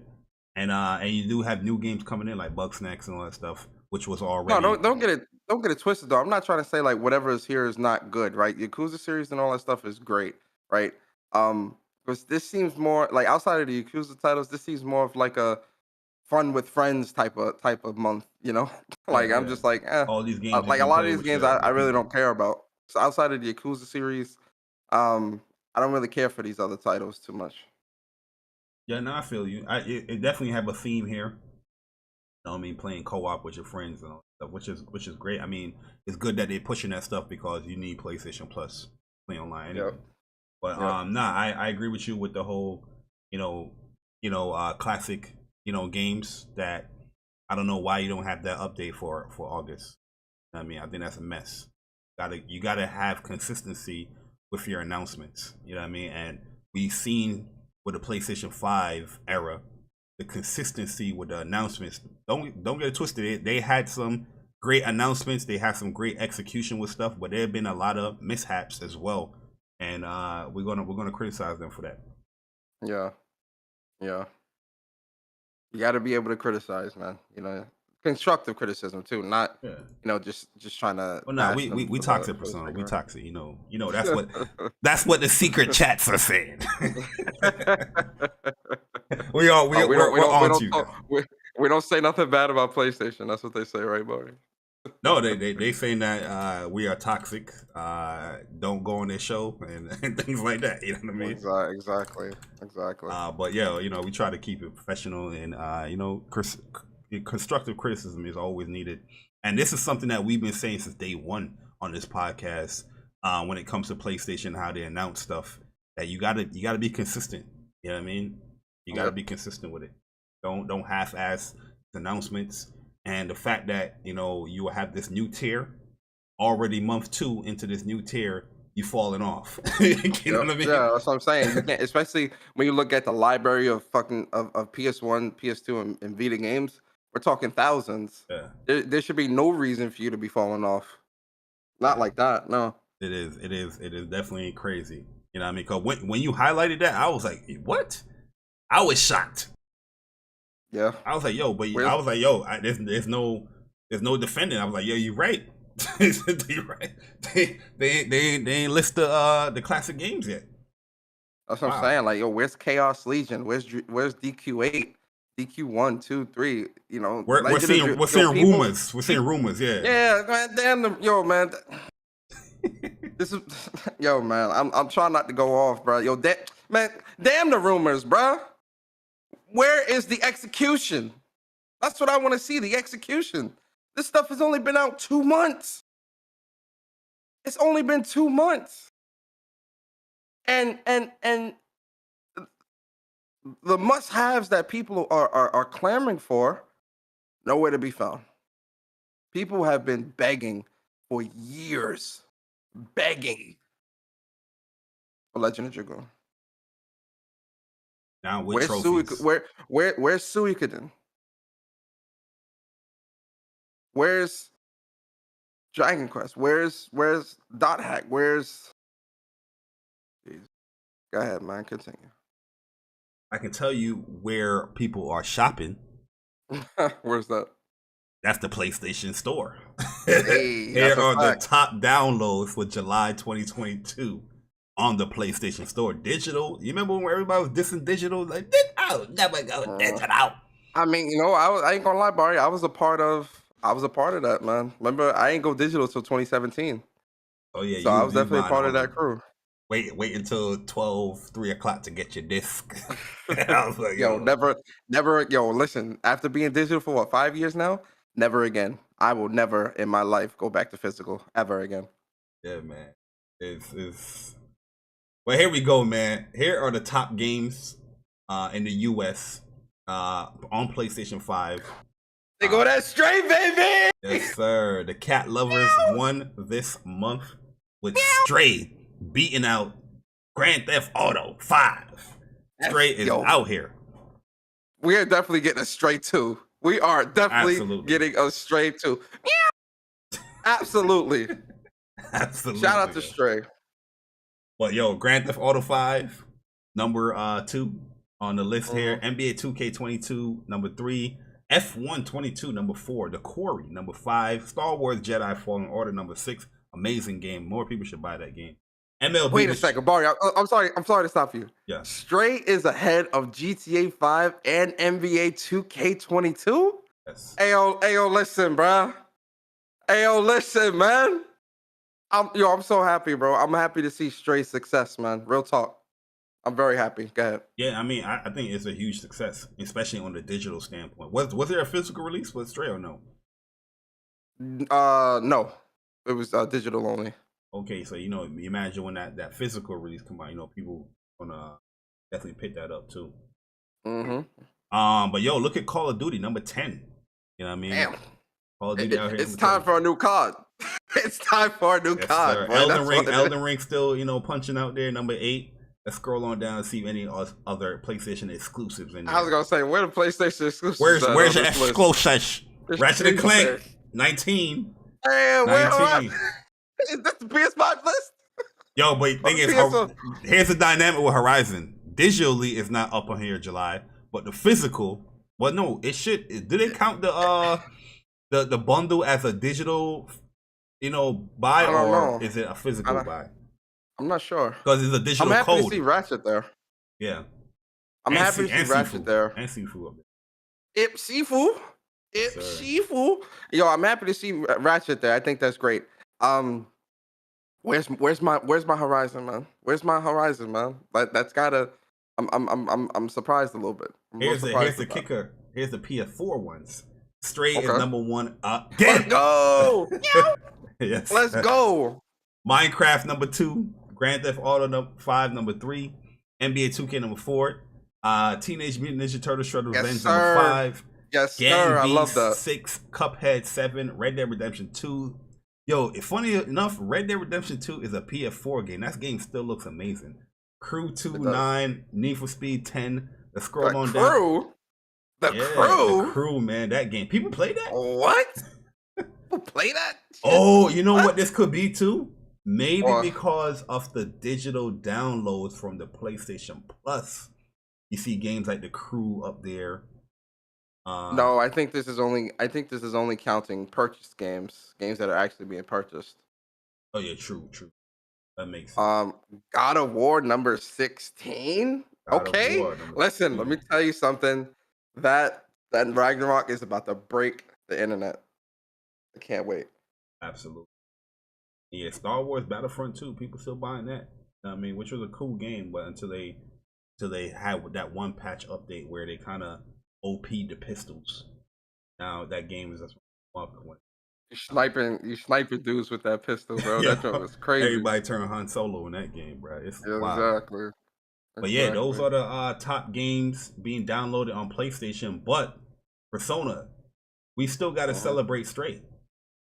Because not only was Stray the top game downloaded on the PlayStation Plus store, the PlayStation Store for PS5 and PS4, but it was the player's choice winner for July as well. You know, when PlayStation do their polls as far as which game do you think is the best game that released, in the month.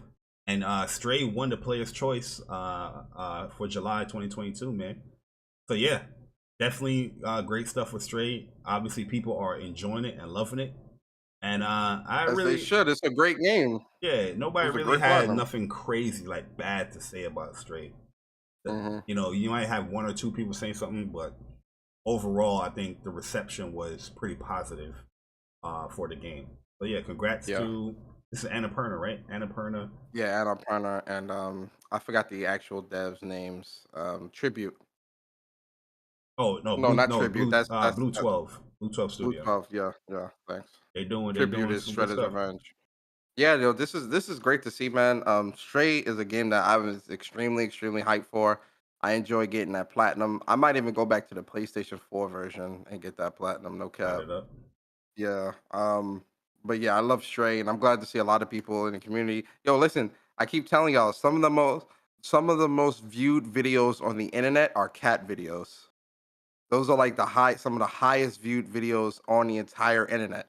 If you did like an aggregate of like the most viewed type of videos, cat videos would most definitely be in the top 3. So I'm not surprised. I'm not surprised to see Stray success, especially when you got a beautiful cat that they developed this game very well. The cat looks great. The world looks cool. It's a great game. It's a very relaxing, chill game to play with a surprisingly decent story. Yeah, the story actually caught me off guard. I didn't know it was going to be that intricate or that emotional. Yeah. You know what I mean? I ain't even gonna lie. You know what I mean? I ain't tear, I ain't ball, but I definitely was like, okay, this kind of hit me a little bit. You know what I mean? It kind of hit me. Yep. I ain't gonna lie. When what happened to B12, I ain't gonna lie. That I was like, damn, my boy. Shout out to my boy. Shout out to B12, man.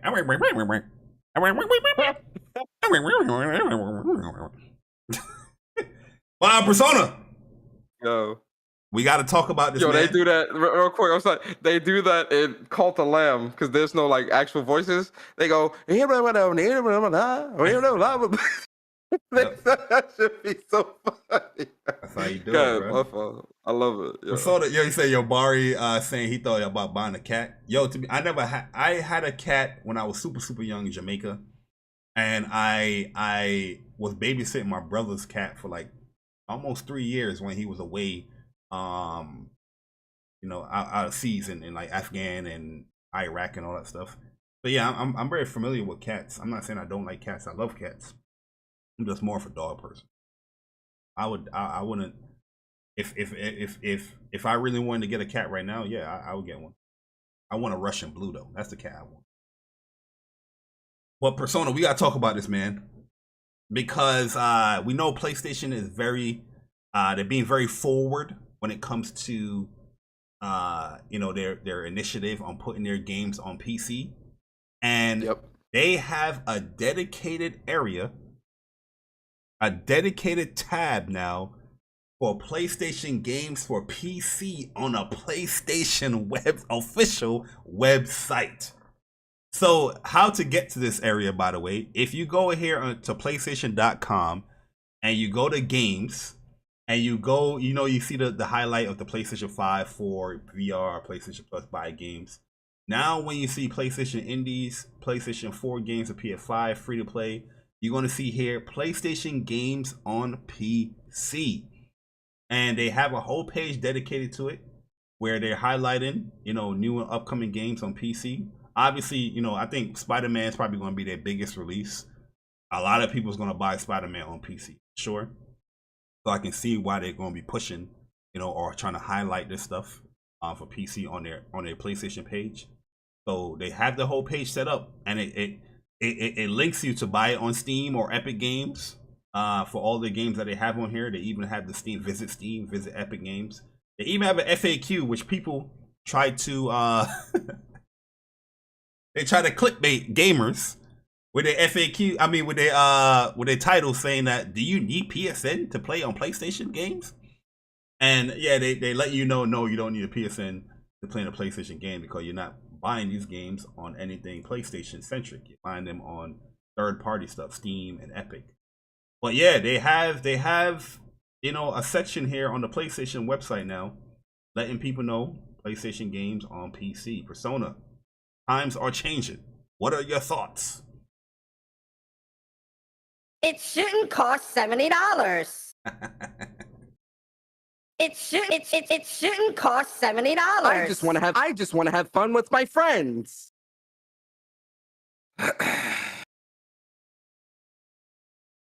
I am in utter disgust by this page.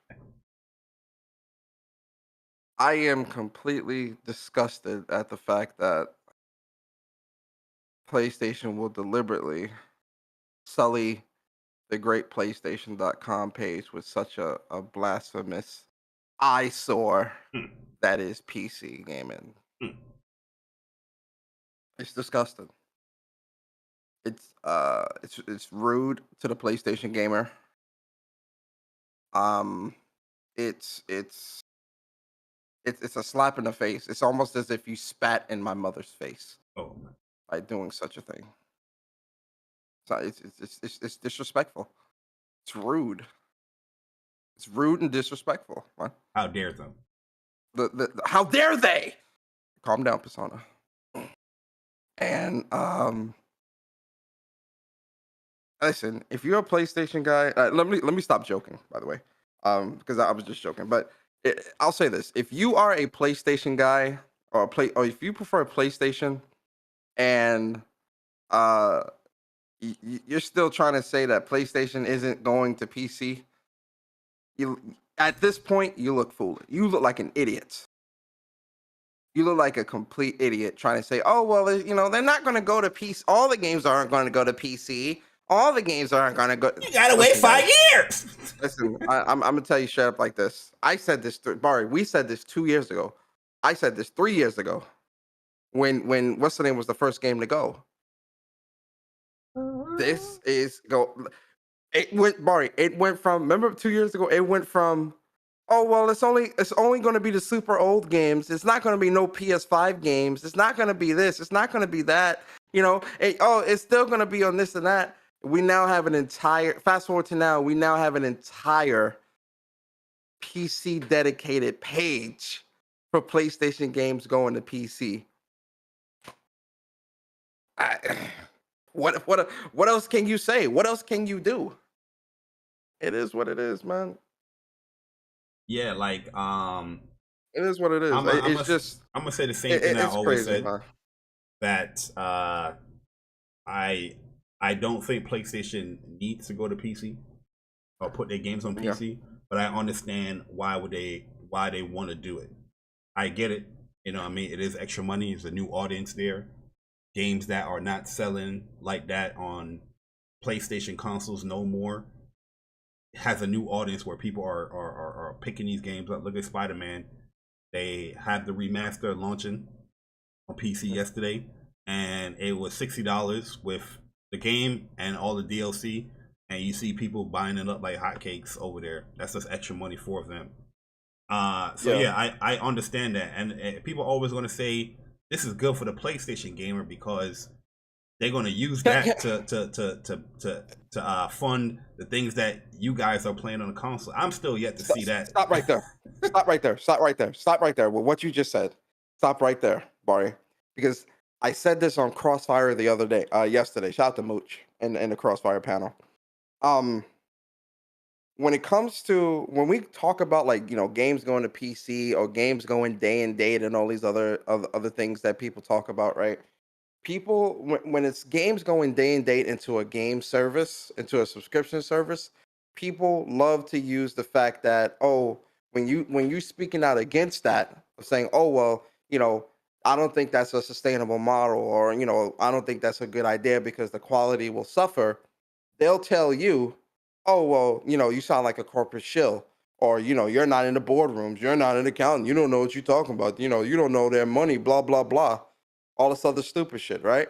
But then when you talk about games going to PC or games going day and date to PC, whatever, suddenly they understand business and why this is beneficial to the company, and turn into and expect everyone to just gamers and consumers to just be so understanding.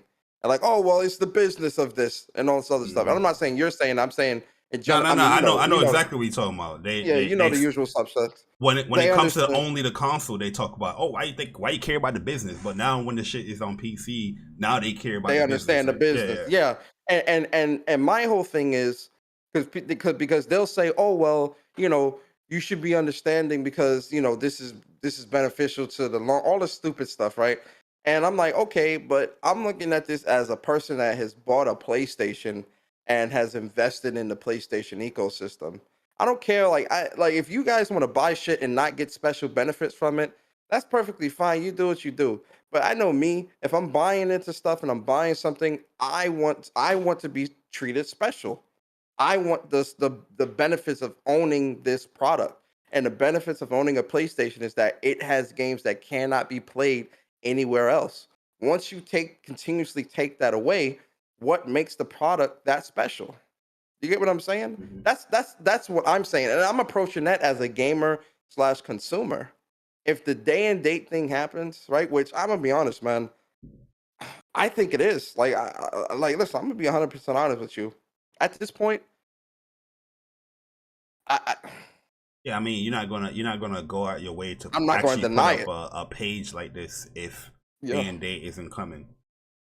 that's what I'm saying. And it's like if those types of things are happening, what makes the PlayStation special at that point? When you see something like this on the PlayStation official site, it's no longer we're testing the waters out with this is official. This is Yeah, this is yep, how we move. You know what I mean? yep, yep, yep. But I remember people was getting at me when I said PlayStation going multi-platform, and people was like, nope, they're not. They never do that, J Bar. They never. Trust me, they'll never do that. Slowly but surely, you're seeing it, and I mean the writing was on the wall for many of the moves that they done. Like I said, I understand it. Gaming is changing. People are looking at gaming now where if you want to buy or support a platform or a game, that's a bad thing, and that is affecting all these platforms. But now these companies are thinking that they got to put all their games on multiple platforms now, just to to get that cost or just to get more money their products. But like I said, I don't think PlayStation necessarily needs to go this route, but I understand why they're going this route. I'm just waiting for the benefits of a PlayStation gamer. You know what I mean? I'm waiting for those benefits to be seen right now. You see, Bari, you see what's crazy with that too, Bari? When you speak like that and ask those questions, you're wrong. Yeah, I'm toxic. I know. Yeah, you're wrong because you should just be understanding that games, like, people love to use this argument of, oh well, more people getting to play the games is great for game. Where's the soundbite? But this is great for gamers. The great for gamers crowd, which I'm like, listen, more people playing games, like no one is no one is gatekeeping game, like all this whole gatekeeping gaming, no one is gatekeeping this stuff, man. Like you have the ability to get what you want and play what you want, right? People are choosing not to. That's not my fault, your fault, or PlayStation's fault. Obviously, PlayStation is trying to get the bag, so do them.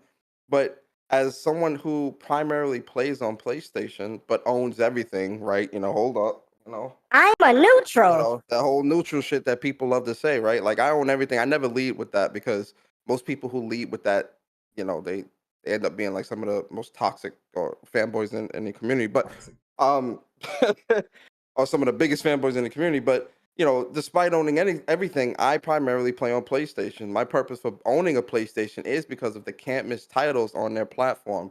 If that gets stripped away, what's the point? Right? And like Bari said, which I agree, we're not seeing the benefits of these games going to PC for PlayStation gamers.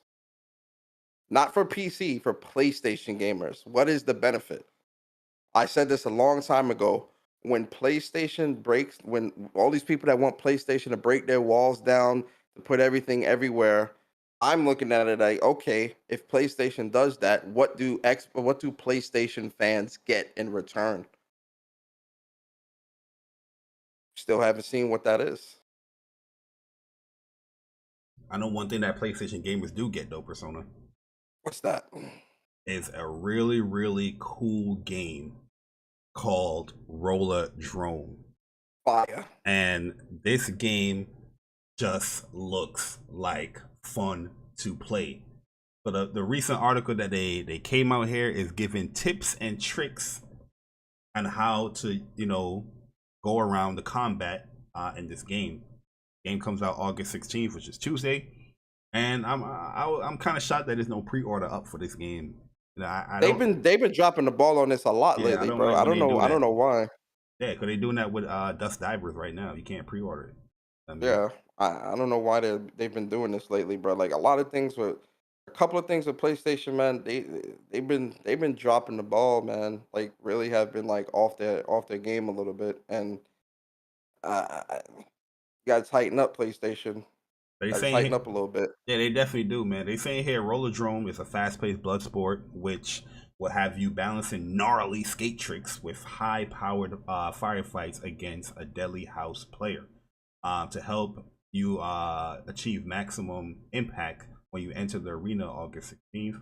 I spoke to some of the developers. Oh, this is saying the interview.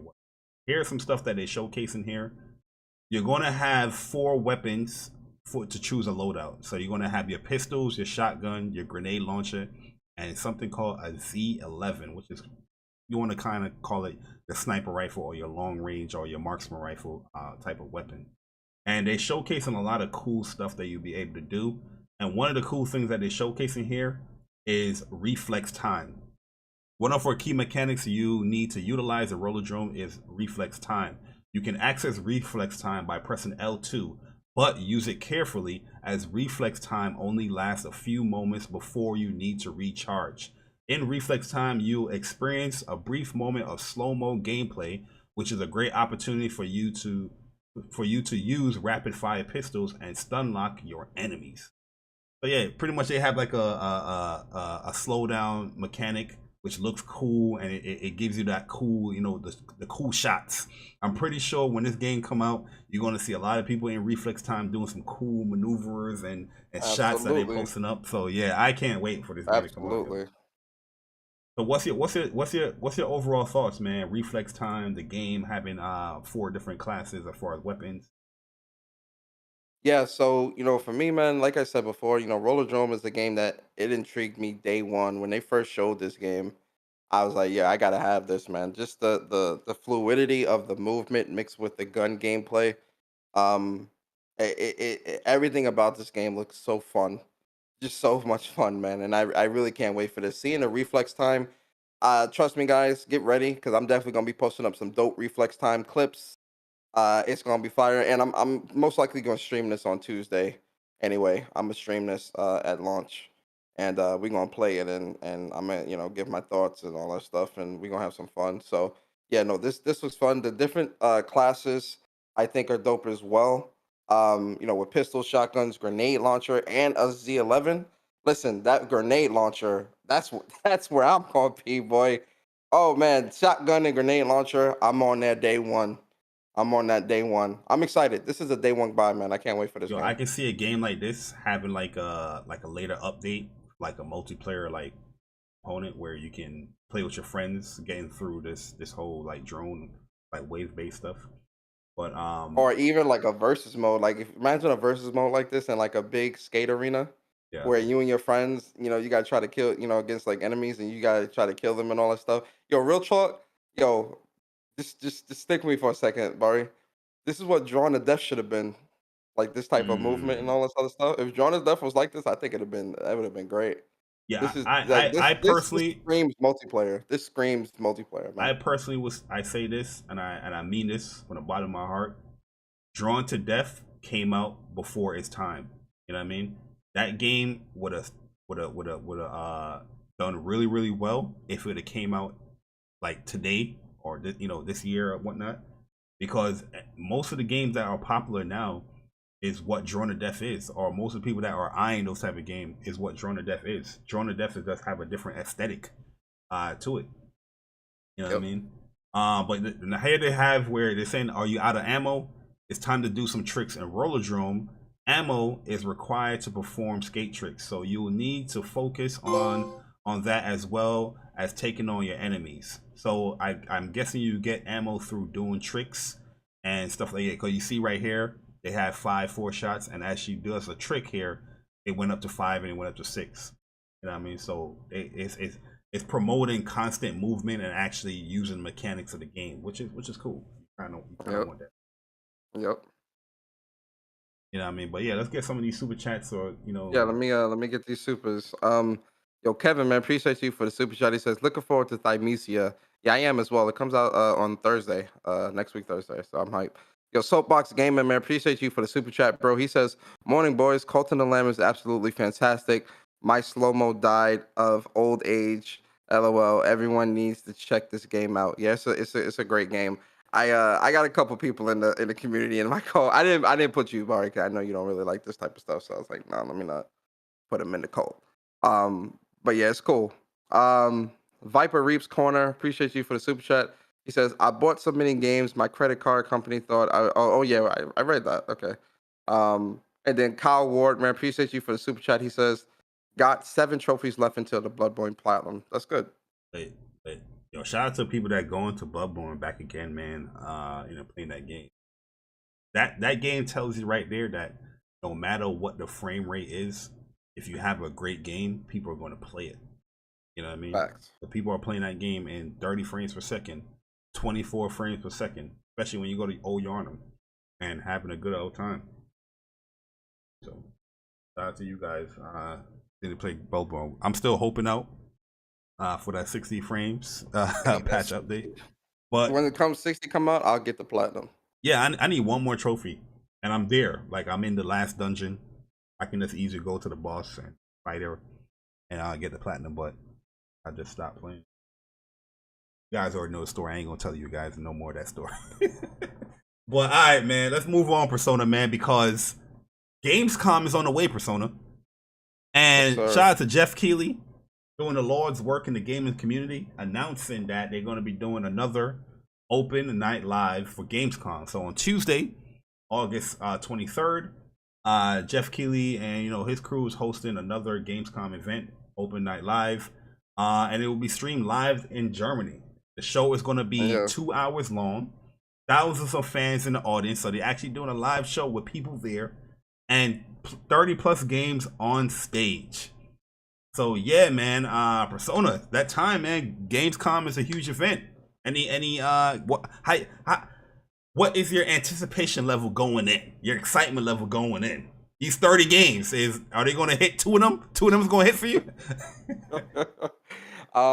Yeah, I'm gonna be very honest, right? And shout out to Jeff Keighley, right? I definitely appreciate everything that he does for the industry, especially when the pandemic hit and he pivoted and did Summer Game Fest for us and all that stuff, and it's become its own thing, right? I'm very appreciative for what he does for the industry and for the gaming community. But with that being said, And also, you know, Jeff Keighley, definitely come through the WUPS. You know, we can't wait to have you on WUPS, right? Hey, Jeff. But with that being said, after this Summer Games Fest, I'm looking at shows that Keighley hypes as a little less now. I'm not getting excited anymore. I'm not hyped, and I'm gonna be honest. I'm probably not gonna live stream this either. Because after Summer Game Fest this year, I was like, nah, nah. You know, I'll definitely live stream the Game Awards, but you know, Gamescom, I might not. I might. Who knows? I don't know. But I'm not really too hyped for this show. And knowing this show, maybe 1 or 2 games. Yeah, you're right, Bari. Like maybe 2 games will hit for me out of all the games that they show, because you know it's got to cater to everything. So it's got to be mobile and PC and consoles and this and that. Yeah, so I'm like, I don't want to see all that bullshit. I just well, they confirmed that Sonic Frontiers is going to be there. They're going to have a new trailer there. Speaking of which, Sonic Frontiers, we still don't have a date for that. That ain't coming this year. Yeah, that ain't coming. Yeah, that's getting delayed, man. After all the criticism too that it was getting, that's definitely getting delayed. Yeah, Persona a little salty, guys. The reason why he's saying that because we're gonna talk. We're gonna talk about it right after this, but yeah, like I can't say that I'm not excited because you know if you're doing a gaming show and there's a possibility that something that from a publisher or developer or a platform that I like is going to be there, I'm going to be excited. You know what I mean? I'm always going to have that optimism towards these gaming shows and these events. And you know, I will review it as it come and what they showcase there. But yeah, he was hosting the Spaces the other day too. You know, talking about it, and he seemed more excited for this than the last show that he did, where he was like letting people know, like, yo, hey, calm down your expectations. Calm down your expectations and all that. You know what I mean? Like that wasn't his vibe in the last Spaces that on there. But 2 hours long, little long. Listen, man. It's gonna be, if it's performances and all that other shit in here, or a mini biography or some shit. Listen. That's why I'm hesitant on streaming, because you remember how pissed I was with what was it, Capcom and the Xbox show and all that stuff, man. I'm not trying to sit through 2 hours and you know only see 1 or 2 games that interest me. So I'll see how I feel, man. I'll ask y'all on Twitter if y'all want me to do a live reaction. I'll do it. No lie, this year got me hesitant from doing these live reaction shows because yeah, I wasn't happy with a lot of these shows, like the enjoyment level as far as like what they're talking about and what they're doing. Yeah, I was like, why the hell am I even streaming this? You know what I mean? That's what I'm saying, man. Like I don't want to like subject myself to having to sit there for 2 hours just to see 1 game at the very end of the show. I'm gonna watch it though. I'm gonna watch it, but in terms of live reactions, I don't know. If the community want that, I'll do it. If not, I won't do it. I'll let the community decide on that one. So I'll ask the community if they want me to do a live reaction. If they say yeah, I'll do it. Yeah, do a poll. Yeah, I'm gonna do a poll. I'm gonna do a poll. But no, man. After Capcom, real talk. You know what did it for me? It wasn't even Summer Game Fest. It was Capcom. Capcom show. It was Capcom. Yeah. It was Capcom. And the Square one too. Capcom did it for me. No, the Square one pulled up. No, Square was good. Yeah, they pulled up. Yeah, Square was good. It was Capcom.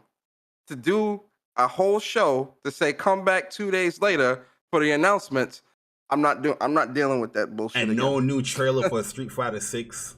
I was just like, yo, what are they doing? And then the Xbox. This year just wasn't the best, man. It wasn't the best. It was weak. Moving forward, I'm real hesitant on doing these live reactions and stuff. We gonna see what this Gamescom. Because Gamescom is a pretty huge event. And yeah, you know, there's a lot of games that I have high hopes that will be there. But we'll see. We'll definitely see. And once again, PlayStation is not going to be there. So, but crazy, which is like, so it's like even if they're so, and that's the other thing, PlayStation not being there. So like that surprise announcement we might see, it ain't going to be them. It's not going to be PlayStation. The funny thing about it is that PlayStation has a much stronger European influence now, and here's a European event, and they're not going to be there. Crazy. I think they're going to be doing their own show. Yeah. Like I'm seeing rumors like they might do a show this month. Rumors again. But I doubt it. I think it'll be next month like it always is. PlayStation saying, see you in September. But you know what's crazy? Not even COD is gonna be there. Like the COD multiplayer reveal is gonna be in September. Yeah. So it's like even if tuning in for that to see like maybe some snippets of COD multiplayer, we're not even gonna see that. Yeah, because COD normally would tie in with Gamescom when they reveal their multiplayer. Yep. Usually that week. And their shit's in September. Yeah. But hey, I ain't mad at that because the beta gonna be right after it. So. Absolutely. Yeah, it's gonna be that same day or that same week. Yeah, it's gonna be the next day. The 15th is when they're gonna do the event, and then the next day is when the beta go live. But quick announcement. I'm happy to see that Capcom, they announced that they will be at TGS, Tokyo Game Show. They already at the date, September 15th, which is the same day as the COD reveal. Get all the Capcom latest news and pre-recorded. So this is going to be a pre-recorded stream, and they're going to have their own Street Fighter 6 special event the next day, updating everything for Street Fighter 6. So we probably I hope they announce a beta for like the end of this year or something like that. Yeah, just announce some of these other characters. But yeah, I'm looking forward to them announcing like a beta or something, probably like November or probably soon, probably right after this. You never know. Yeah. I mean, I have like an 8-person. Yeah, I'm pretty excited for this, man. The fact that they're gonna have a special, event for Street Fighter 6. Pretty excited for that. Well, Persona. Yes, sir. I already alluded to this, so we're not gonna run away from it. But the reason why you was like, Sonic Frontiers is not coming out this year. I can bet money on it. It's not coming. You're not gonna have any fun with Sonic Frontiers. The reason why you're a little salty is because talk about it. Hogwarts Legacy has been officially delayed to February 10th, 2023, which I'm actually happy it got delayed. But give your overall thoughts, man, on finding out the news. Are you happy with this new release date? This first announced release date. But they did say they delayed the game. The work, they needed more time to, polish the game out. And what's your thoughts, man, on this delay? It's my opinion. So with Hogwarts Legacy, this is definitely a game that I'm really excited for as well, and I can't wait to play this. And I'm gonna be honest, man. I think deep down in my heart of hearts, Bari, in my heart of hearts, I knew this game wasn't coming out this year. Because really and truly, I wouldn't call it denial, but I was kind of last week you just said it was gonna come out. Wishful thinking. All right. I take that. And looking at the rest of this year, because listen, God of War, I think a lot of people are staying clear of God of War. As of right now, no other game is releasing in November except for God of War. There's one or two. Nintendo, except for Pokemon, and something. There is something else. Never mind. Scratch that. But Hogwarts leaving this year. I'm not surprised, right? So the end of the year and whatnot. But also they have a partnership with PlayStation, and just like Forspoken, I think PlayStation can. I mean, obviously they needed a little more time or whatever, or wanted to find the optimal date. But I also think PlayStation said, "Hey, bruh, don't do it to yourself. You're not that guy." They said, "Boy, you're not that guy." You're not that guy. You're not that guy, right? So I think this is great because Now Hogwarts has its own month. You know, it's got time to really do what it does. You know, and really capture everyone, and nobody's stepping on each other's toes. I'm fine with it. It's cool. And shout out to you. Yo, real talk, real quick, shout out to my boy Chandler Wood. Listen, Chandler Wood was on one of our early episodes of WUPS back when he used to work for PlayStation Lifestyle.com. Right now, he's the community manager of WB Avalanche. And I'm so happy to Avalanche Studios. I'm so happy to see the glow up with him, man. And we definitely gonna get him back on the show at some point, probably next year after the game launches. We definitely gonna get him back on the show, man, and just talk to him about his experiences transitioning into community manager and whatnot, and talk some games and whatnot. So Cool shout out to my boy Chandler. Yeah, you're a great guy, man. Shout out to Chandler, man. That's my boy. Yeah, it's good to see that he got a job like this. You know, I mean, this is a big job, big game coming out too. You know, I mean, you being that face of it, that's a great thing for him. Yeah, very happy for him. You know what I mean? But yeah, I mean, I'm happy with the release date though. I'm not even gonna lie to you, because I wasn't gonna purchase this game this year. If it came out this year, it would have been, this game right here is gonna dedicate a lot of time. Looking at that state of play and all the things that they broke down as far as just, you know, being in the school, learning all these stuff, finding out all these secrets. You're doing like a day-to-day routine being a student. And I just know games like that, which, you know, I like those games. I'm not even going to front, but all the other games that I'm more anticipating, I knew that I wouldn't have any time to play this game in 2022. So seeing it in February 10th, I think it's a cool date. That gives enough time, you know, to dedicate a whole week to Forspoken. And then, you know, if I, you know, going to purchase 2 weeks. 2 weeks. Yeah, because Forspoken is what, 24th? 23rd. Or 23rd? 23rd, yeah. Yeah, so, you know what I mean? There's a lot of games in January, though. You got Forspoken, you got Dead Space, and there's another one I think I'm missing. Oh, and Resident Evil 4 Resident Evil's remake March. is March? Okay, March, yeah, March. I think we might get Final Fantasy VII Crisis Core in January or Feb. Oh yeah. Damn, yo, Yeah, that dropped in February. Woo! Yes, sir. Yo, big shout out to Avalanche Studios. Big shout out to Portkey. What's it called? Portkey Gaming. Chandler. Much respect to y'all, but yo, that's gonna have to hold a little bit. You know what I mean? Yes, sir. Yes, sir.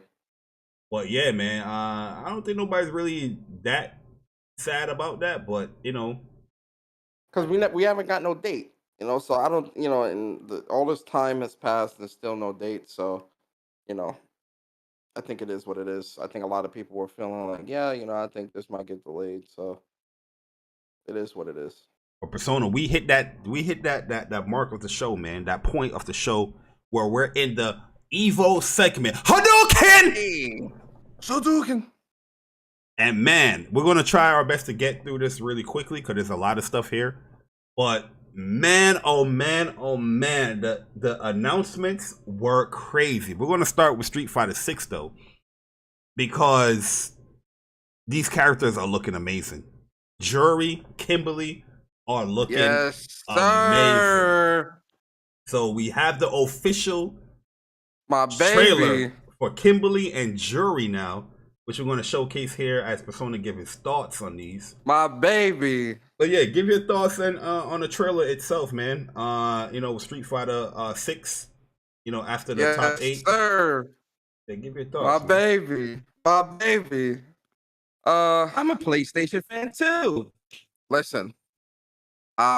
Kimberly, when the roster leaked, I was like, oh yeah. Just that her style. You know, I don't know how she plays. I didn't know nothing. It's just her style, man. The hair, colors. I was just like, yo, Kim. Like when I was looking at that leaked roster, my eyes went to Kimberly. I was like, oh yeah. Then we get the gameplay. And shout out to my baby. This is my main. She is a day one. She looks awesome. She is a disciple of Guy and the Bushin Ryu. Yeah. Listen. I'm stumbling my words. She looks like she's really good, man. She looks like she's really fun to play, really fast, all over the screen. Her style is amazing.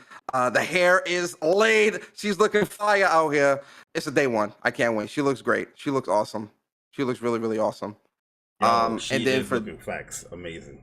she looks amazing. Very colorful.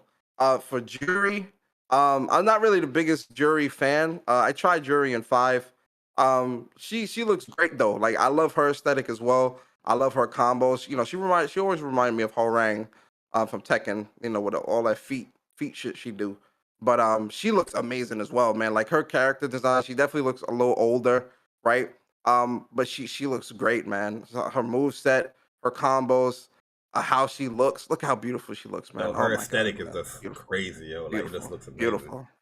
Beautiful, man. I can't wait. Yo, they really are like outdoing themselves with the Street Fighter 6 so far, man. Everything I'm seeing with the stages, the game, the combat, the characters, it all just it's all just looks so perfect, man.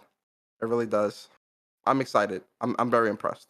Yeah, I agree. Like if you weren't sold on the game already, from the the other character trailers, you're definitely going to be sold from these two characters, because I feel like these two characters are like selling this game with the colors and the background of the stages, everything that's pops with this game and this trailer. I'm loving the intro. I'm loving everything. Like, yeah, I'm not like a Juri player like that as well, but I ain't even gonna lie to you. I'm looking at the blog and I'm reading everything about Juri. I'm like, ooh, I'm kind of interested now because they brought back certain moves now with her, like her dive kit. They brought that back.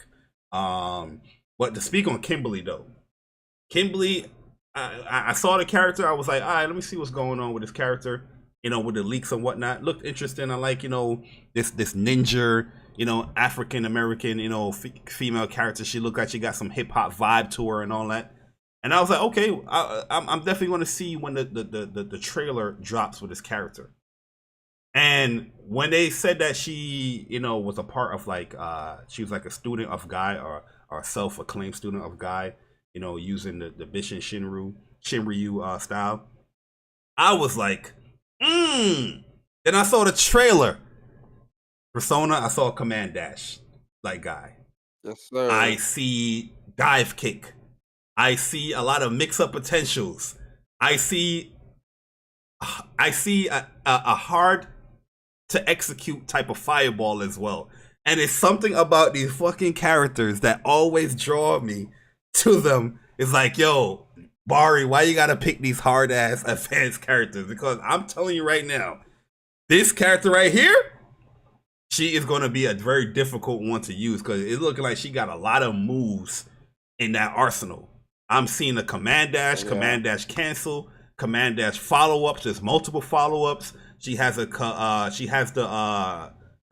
throw like Guy, the command throw, the air command throw. I forgot what they call like Guy.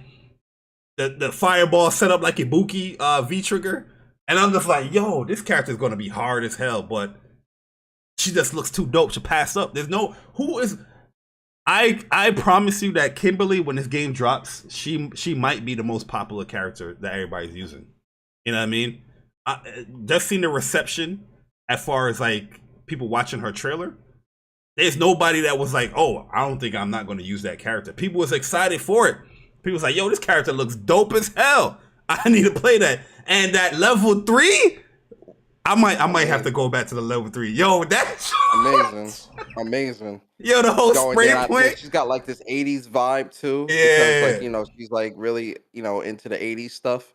So she's just walking around with a Walkman and all that stuff and yo, it does look fire. And I love how like when she does her she puts on the headphones and start dancing and all this. I'm like, yo, man, her style, her aesthetic, just everything about Kimberly, just it just screams greatness. I'm very excited. Yeah, she is definitely going to be one of those characters that's gonna mess you up. You know what I mean? But I'll be honest with you, she looked like she's going to be a very difficult character to master. But Juri though, like I said, Juri is another character that I never really like played like that. But this Juri just on a visual standpoint looks the best. Like she looks amazing in this game. And yeah, I'm liking some of the stuff that they're bringing back here in Street Fighter 6. Street Fighter 6 seems like it's going to be a game that, you know, everything that people had a complaint for with Street Fighter 5, as far as like moves being taken away and things like that, they're like, hey, Street Fighter 6, we're bringing everything back here.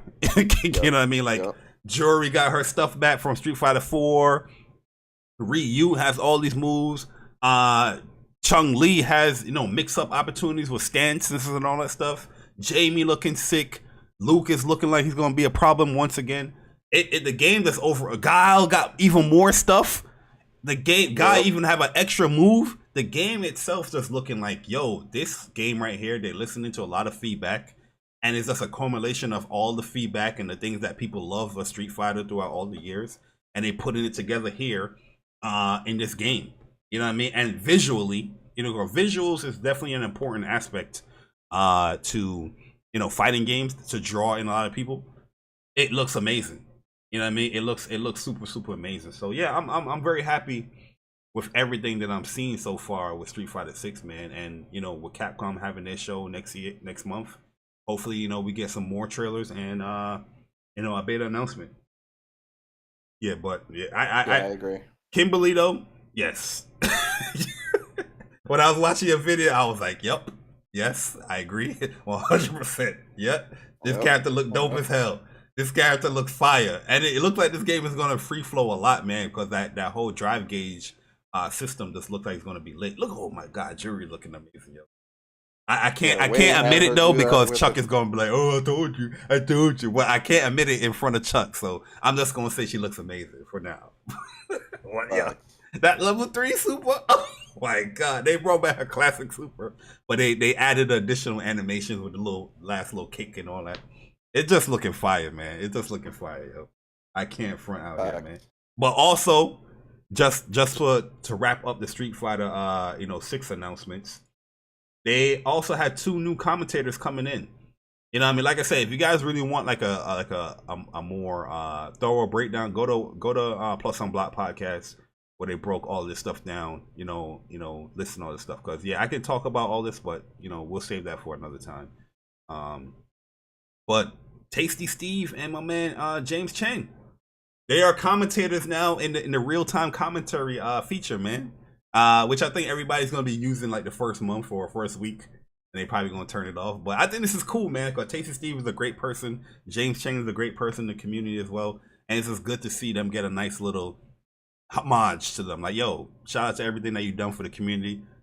Now you're actually gonna be a commentator. How you feel about this, man? I think it's great. Shout out to them, man. This is great. Personally, I'm not going to be using this too much. I'll try it out like first week. Yeah, I'll try it out like the first week, and then I'm turning that shit off. Yeah, I mean, I think majority of the people have the same sentiment as you, with that. But I just think it's cool.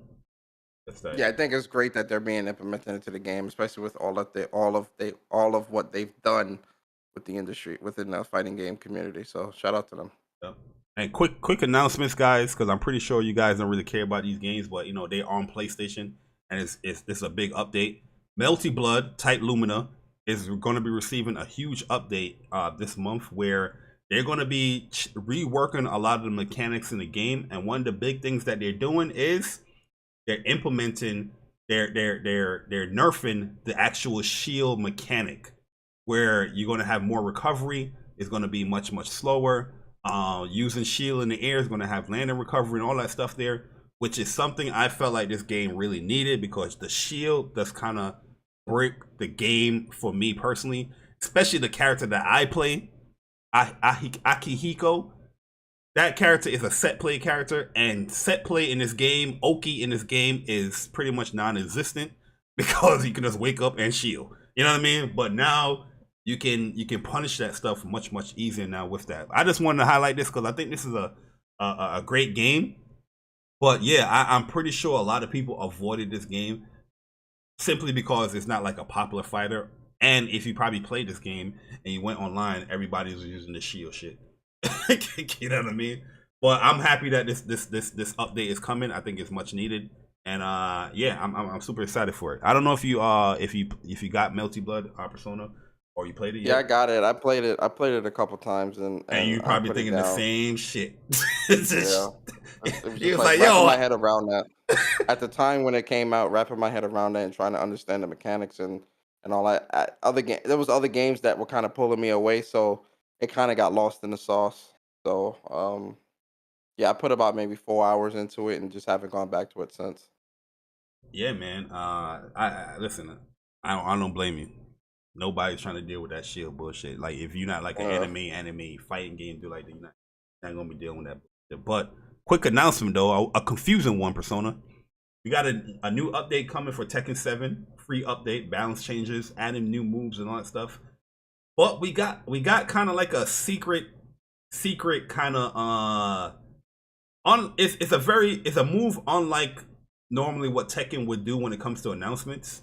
Where it left people a little bit confused if this is going to be Tekken 8 or that's a version of Tekken coming. But yeah, balance update is coming. I think it's coming this month. It's going to be free, no cost. And they tease, I want to say Tekken 8, but should I? Let me know, Persona. Are you going to say Tekken 8 with this? um, I mean, yeah, man. Tekken 7 came out what 5 years ago, 4 years ago. Yeah, I think it's time. So I wouldn't be surprised if that's what it is. I think it's Tekken 8 for sure. Yeah, because they showed the ending of like Kazuya when he's dropping his father off the cliff, and Yeah. he does the classic smile, and they pretty much remade that classic smile, and it looks amazing, but it was such a short teaser. Like, here we go, you guys are going to see it right here. Only reason why I don't enlarge it because it's going to have the sound right away, and I don't want any like copyrights or nothing. But here's the classic ending. He's going to drop off his father. He's going to do a little classic smile, and then here the remake of that. But the reason why I'm saying that it's not a remake and it's possibly Tekken 8 is because you see Kazuya with the devil eye, so he has the devil trigger, and he has the scars like he had like in 7. So this is not the original Kazuya like they showed in 8. I mean in Yo, this is absolutely a Tekken 8, man. Like, come on, man. Yeah. This is just a Tekken 8, man. It's a Tekken 8. Yeah, I'm gonna say Tekken 8 too, but some people are speculating it's possibly a remake, but I'm saying it's not I don't think it's a remake. I don't think it's a remake. Yo, shout out to Chuck, yo, with the super chat, the 199. He said, yo, what about Grand Blue? Listen, man, Chuck, I'm in a good mood, brother. I'm in a good mood. Persona, am I in a good mood? I haven't ranted today. I haven't raged today. And this man Chuck trying to trigger me. Absolutely, as he should. Nah, you should, bro. Let's leave Grand Blue out your mouth, Persona, man. We got a new online scene or online tournament scene coming for Grand Blue with no rollback netcode. That's our update. That's crazy. That is crazy, bro. The fact that they doing that is insane. I feel like if enough people complain, they'll most likely put it in. Brother, we've been complaining since day one. I mean, they just gonna move on to the next game, man. Listen, if I was just like, screw it. The next update we gonna talk about is Dragon Ball Fighters getting rollback netcode. Which I think is amazing. Probably the most popular fighting game, other than Mortal Kombat, currently out right now, is getting rollback netcode, man, and that's a big deal. For those community and those content creators, you know what I mean? Because some of the people stopped playing, online for that game because of the netcode was so bad. But I can see a lot of people, doing that again, playing, uploading their matches online and all that. But yeah, huge deal, man. This is amazing. There's no other complaints that you can really have when it comes to just the functionality of the game now, because got rollback coming to it. What's your thoughts on that? I mean, I think this is like 2 years too late, a little bit. Man, how great this would have been like 2-3 years ago, right?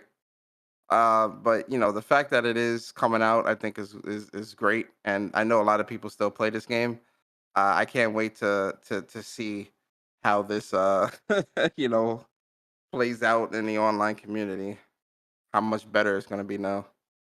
Now them setups ain't gonna work. You know people be Nope. having like scummy online tech because they know the internet is ass. That shit ain't gonna work now. You're gonna have some real setups from real block strings. Now with that rollback. But yo, big update from SNK, which I think SNK, in my opinion, kind of stole the show when it comes to announcements of you know, from EVO, because SNK Sam Show has rollback now in that game. Probably when it comes to delay-based netcode, that is probably the worst I've experienced in a fighting game, you know, in the last couple of years. Was Samurai Showdown, the new one. And Samurai Showdown is a fun game. I never really played it like that. I never really got into Samurai Showdown until like this one. And I had a lot of fun playing it, but yo, the netcode was ass. I'm pretty sure you bought Samurai Showdown, right? And I don't think we played it. Nah, I skipped it. Oh, you skipped it? Yeah, yo, Yeah. bro, it's bad, bro. It was horrible, but yo, rollback is coming to Samurai Showdown. Also, another big update, KOF 15, that already has rollback netcode, but they are now going to be implementing crossplay to KOF 15 in 2023. So that's another. Damn, that's dope. Yeah, another huge update there. But the biggest one, in my opinion, though, is two franchises that's coming back. You know, classic SNK franchises, where they announced that Fatal Fury and Garou is coming back. So they are now working on a sequel. This has been greenlit. This is being developed, where a new Fatal Fury and Garou Mark of the Wolves game is coming out very, very soon. Well, I ain't gonna say very soon, but it's greenlit. So that surprised me. That's the thing. Like, I never played Sam Show, but I played Garou back in the day, and just to see that game coming back is really, really cool. And Fatal Fury, I wasn't really like the biggest Fatal Fury dude. I was off and on with Fatal Fury. So in the chat they're saying Fatal Fury is Garou. It's all one game. It's all one thing. Garou is like Garou Mark of the Wolves is like a off brand of Fatal Fury. Fatal Fury had its own like set game, but you had Garou Mark. No, they're saying Garou is what they called it in Japan. And Fatal Fury was called in the West. It was so they say that this is just like, because I know that they had a Garou Mark of the Wolves game that had like, you know, certain characters like you know, from Fatal Fury in there. So I'm thinking I don't remember hearing something like that, but you know, I'm thinking this is like a separate update, a separate announcement. I'm gonna fact check that. Hold up. Yeah, I'm not saying that you guys are wrong. I'm just saying I'm thinking that they are announcing two of them. Because I know they're separate. Game. Because Garou was more focused on like, you know, weapon based. You had like I think he did had you know, certain Fatal Fury characters. Yeah, so he's right. Yeah, Fatal Fury is known as Garou Densetsu, Legend of the Hungry Wolf in Japan, and is a fighting game series developed by SNK for the Neo Geo system. So he is right. He's right. And so when we look at the games, Garou Mark of the Wolves came out in '99. That's the one that you're talking about. Yeah, that's what I'm talking about. Yeah. But it's Fatal Fury. Like it's Fatal Fury. Okay, gotcha. So it's all one thing. It's all one thing. Okay, gotcha. Yeah. Big appreciate on the correction on that. But at the end of the day, it's something that didn't come out in a long time, and now it's finally coming about. I think it's cool. Yeah, I'm excited for Fatal Fury though. Like I think that's great. Finally getting a game after 20 years. I remember playing the old Fatal Fury game, so I'm excited for that. Yeah, a lot of these legacy games coming back. I think it's a great thing, especially if you missed out some of these games. Yeah, it's just dope to see that, because you know, always a complaint with people is that, you know, they want these older, you know, fighting games to come back. But All now right, where is Capcom versus SNK? That's what I want. Oh, no, we get that Capcom versus SNK 3. You gotta buy the cab. You gotta buy the cabinet. Exactly. Oh no, that cabinet. September 8th. I already decided. I'm already making a space for it. I'm buying that Marvel vs. Capcom for sure. I'm with it, yo. But here's another announcement here. Big announcement. we have new character for Guilty Gear, Bridget. Bridget Fire. is back in the Guilty Gear roster. I know a lot of people's confused whether they think Bridget is a female or a guy. At the end of the day, I don't really care about that stuff. The character has always been dope. But from what I understand, Bridget was always like a male character, just impersonating or dressing as a female. But I think now in Guilty Gear Strive, she's a female. Bridget is a female character. But yeah, Bridget is this character, from what I understand, always had like a very simplistic specials. Like, not simplistic, but she don't have that much specials.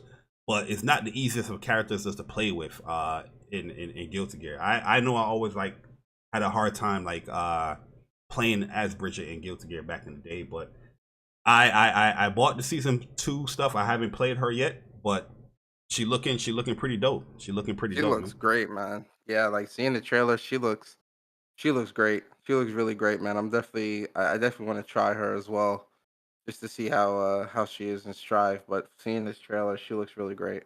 Yeah, when I saw the announcement, I was like, yo, Bridget is back in Guilty Gear. Somebody DM me was like, yo, you shouldn't be highlighting that. I'm like, what you mean I shouldn't be highlighting? What? I've been talking about Guilty Gear for years. I've been playing Guilty Gear for years. Like, I don't care if, Guilty Gear always had those type of characters, so I don't know why people are even complaining. If you're new to the series, you just don't try to tell people that already. Stay in your place, man. Yeah. Like, no, you go on the night fight, man. Stay in your place, man. Right? If you don't care about the game, stay in your fucking place. Yeah, you understand? Man, like who cares, bro? Like most who cares? most Either fighting play the game or don't. If you ain't buying the game or playing the game, stay in your place, bro. Most fighting game players, they're not concerned about that. We're concerned about like what's the mechanics. Is the character good? What's cheap about the character? You know what I mean? Y'all be thinking about weirdest things sometimes, man. When it comes to, because honestly, you wouldn't play any anime fighter if that's your concern. If you worry about people, being transgendered or cross-dressing or anything like that. You know what I mean? You wouldn't play, because there's so many anime games that have those type of characters. You know what I mean? So yeah, I don't get it. But yeah, that's another announcement there as well. They officially sold 1 million units for Guilty Gear Strive, which is kind of a big feat when it comes to this franchise. Because Guilty Gear is mostly like a cult classic type game. But selling 1 million is a big deal for a game like Guilty Gear. So a big shout out to them. Yeah, that's really great. Congrats to them. Yeah, so the last fighting game segment that we have here for EVO is a game. Shout out to Dreology, because he's the one that highlighted this game here. And I wanna see if Persona is excited for this or any type of excitement. It's an announcement that a lot of people missed here. So EVO officially announced it, saying, in case you missed it, Godfighter showcased their world premiere trailer this past weekend at EVO. A 3D fighter from Arcadia Software features Robat netcode and is slated to come out spring 2023. So this is a God fighter. So you're playing as gods, and it's a 3D fighter. Huge, like. Oh man, that look like that's Hades. This is a big teaser. They ain't really show nothing for the game. This is a teaser. This is what you call a teaser. The music for it is really good too. The music, I was like, damn, this music got me hyped. This. I'm very intrigued by this. I'm very intrigued, it looks and cool. I think that devil character that was walking at the end, that was definitely Hades, and that's my main. I like his design, so I'm gravitating to him already. Yeah, these characters look like they will be like summons. You know what I mean? Any other like RPG or whatnot, but nah, they're gonna be fighting. Yep. So nah, it looks pretty cool. Just hopefully they nail the 3D mechanic and all that stuff. And the movement is pretty good. Yeah, it's another thing too. Yo, Demon Slayer, like powered up Nezuko, like adult Nezuko. She's in the game now, came bro. Out as well. I saw that on the PlayStation Store. I'm waiting for like rollback or something with that game, bro. It's too much. It's too laggy, bro. That game too laggy online, bro. If that game would get rolled back, I would definitely come back to that. Even though I'm upset with certain things of the update, but if they had like a and lobbies as well. Oh, the lobbies. And lobbies. But remember, I remember you saying that they were supposed to be getting like more lobbies or something like that. Yeah, Bigger I lobbies? think this season, Senju from Japan, like he been writing a lot of the leaks when it comes to Demon Slayer. He said that it will be coming, but it hasn't came yet, so I don't know. Yeah. Which is Yeah, no, I would love to play as powered up Nezuko because I like Nezuko as a character already. She was definitely my first main she's beasting in the game. She's beast. She's Yeah, beast. I but it's just those lobbies, bro. Especially if you're playing ranked, bro. It's disgusting how laggy it is, bro. It's disgusting. I gave up. I'm like, yo, I cannot play this. Cause I'm playing a lot of ranked matches trying to rank up, and either I get DQ'd or they leave, and I get one of the DQ things. And now on my thing, it says I got 4 DQs, and I'm like, nah, I didn't. Or disconnects. I mean, disconnects. Yep. That's I got all these disconnects and stuff, and I'm like, bro, I'm not disconnecting from nothing. What's going on here? I was like, nah. And you couldn't play no rank. You couldn't like no, you can't play rank. Is laggy, bro. Yep. Rank is lag city. The problem with a lot of that. these fighting games and them using delay-based netcode is that when you do rank up and you're getting better in the game, you're gonna get worse. You're gonna you're gonna have people that have worse this internet. You know what I mean? The netcode is gonna be even worse because they're looking at the skill now as far as like, oh, this person's in the same ranking as you, but they're super far away or whatnot. But rollback fixes a lot of that issue right there. You know what I mean? As you like what you call it, DNF duel. Like DNF duel, I probably have experienced one laggy ass match, and that's with like an Enchantress player. One laggy ass match in rank in DNF duel. You know what I mean? The excuse is no longer, oh, the net code is bad or I'm lagging. It's no longer that. You know what I mean? Now we fighting, oh, it's skill and skill. Like, okay, am I in this rank or can I rank up? You know what I mean? It's not about just the internet. So that excuse is gone when it comes to rollback. And just playing these delay-based netcode games, like when you go to these rank modes, it's just bad, yo. It's bad. Yep. It's horrible. But let's move along. That's the EVO segment. Like, once again, guys, if you guys want to get a full fighting game take from a fighting game podcast, go and subscribe to Plus on Block podcast. You know what I mean? Oh, did you do the last giveaway? I'm about to do it right now. Oh, well, no, it's 2 more. The Modern Warfare code. We're gonna do another $25 gift card here, and then right after that, we do the Modern Warfare one. Yep. Well, I got sad news, Persona man. I got some sad news. I was looking forward to this game. I'm a big River City Girls fan. I think this is probably one of the best beat 'em up games to come out, and I don't want people to sleep on the sequel. But it got like a little delay. But it's saying River City update to ensure the most polished experience possible. River City Girls 2 will be launching in North America sometime after its originally expected late summer 2022 release date. Please stay tuned for new release date. For now, please check out the cover art. But it didn't give you a specific date on when it's coming out. Not even a date. Oh but the late summer window is no longer viable. It's not coming out late summer. So late summer is up until middle or end of September, right? 20 something in September. Yeah. So I'm looking at now a holiday release for this game, man. But yeah, I think this game is dope. They got 2 new characters in here. I don't know. Holiday release this year?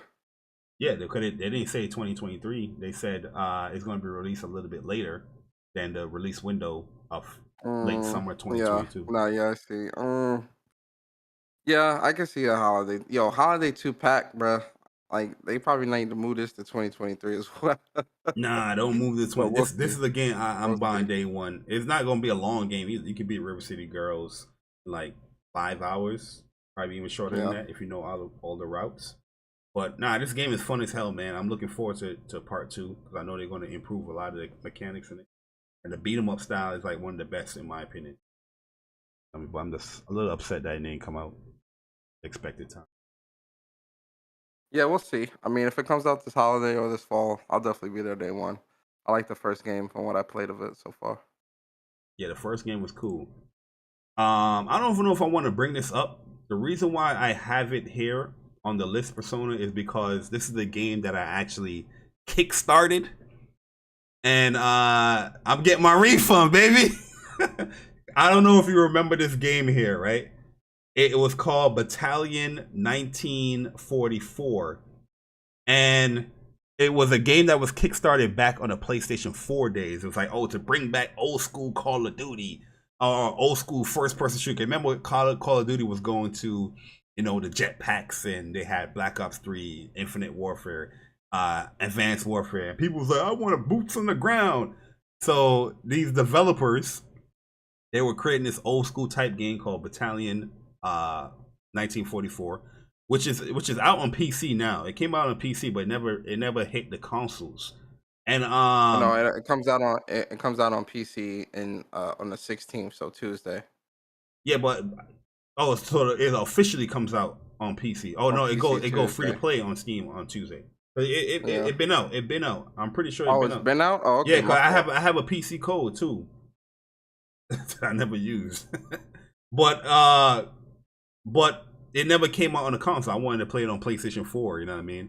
And Square Enix actually picked this up, but due to the fact that Square Enix sold off its Western divisions, they don't really have any backing anymore.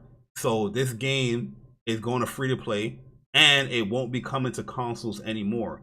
And to show you like how back the game, here's me back in the game. This was back in February 8th, 2016. Thanks for backing Battalion 1944, PC, Xbox. So I got, you get a code for all of those. And here is 2016? That long? Yo, it shouldn't take that damn long to. Yo, that's crazy. Yep. And see, this is the pledge that I did here, and this is for me to get a Steam key and an Xbox or Xbox One or a PlayStation. No, I picked the PlayStation 4 key. That's what it was. See, one standard key, and I picked PlayStation 4, but it never came. None of this stuff came. But it was cheap though. It was like $30-something, if you round it up to USD. But now I'm gonna get that refund, so I'm good. I'm happy. You know what I mean? But yeah, I don't think the game is gonna be too successful now, because now nobody wants to play, like a World War II type game. You know what I mean? So yeah, nah. 2016 to now, gaming has changed so much, man. Like I think putting something like this out, it's not gonna. I don't think it'll sit well. I think it'll fall through the cracks pretty quickly. Unfortunately. Very, very quickly. Your Persona. But, I'm not surprised though. I mean, Square trying to get rid of anything Western, man. They just like, you know what? We're just gonna stick to the Japanese stuff and call it a day. Persona, I want to let you know something, man. I got a confession to make, bro. What's this confession, sir? So, a couple of months now, I've been using my Dragon Radar to collect Dragon Balls. Oh my god. And I finally collected all 7 Dragon Balls, and I made a wish. Do you know what that wish was, Persona? Unfortunately, I think I do, because I wish. As soon as I seen this news, I knew you were gonna be there. Go ahead. I wished that me and you would have some fun playing Fortnite together, playing together. You disappoint me. Dragon Ball is coming to Fortnite, and we're in there. I just want to have fun with my friends. Absolutely, Persona. Listen, there is no excuses no more. When Sakura came, I booted up Fortnite. I still have Fortnite downloaded. I got my wins and I kept it moving. I got about 4 wins and I was like, I'm gone. But Dragon Ball Z is coming to Fortnite, Persona, and you telling me, Persona, I know you. If Vegeta's Persona, I know you. Yeah, you do. And you know me. Do. Yes, sir.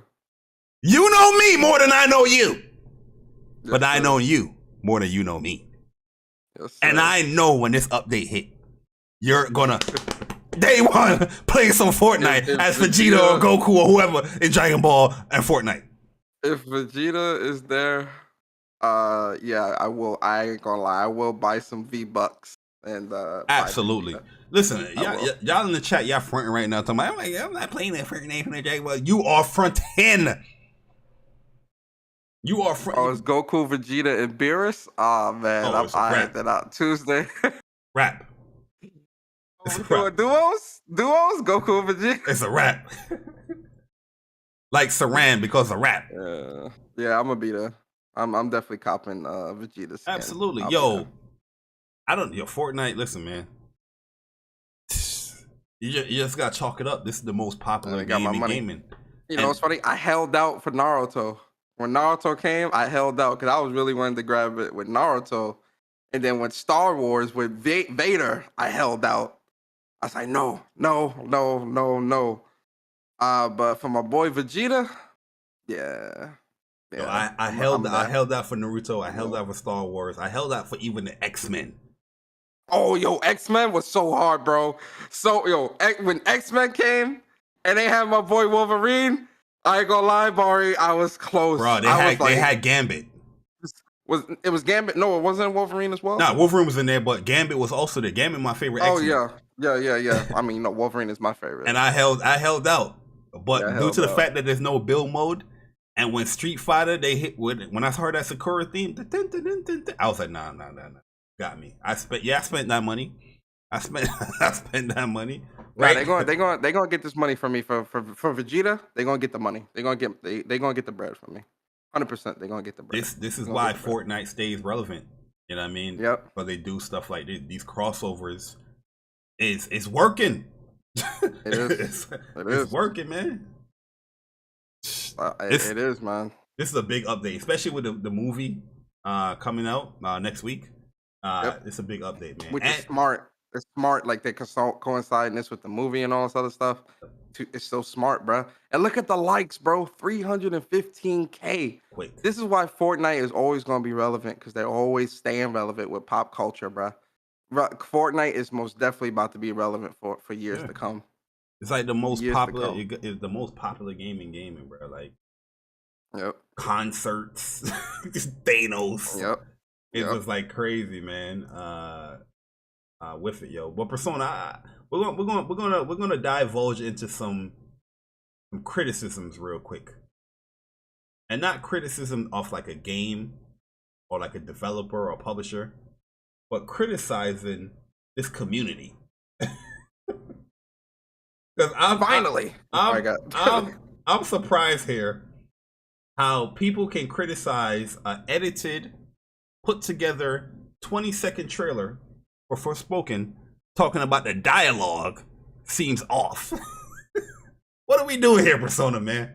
What are we doing here, man? Gamers, what are we doing? You look dumb. You sound dumb.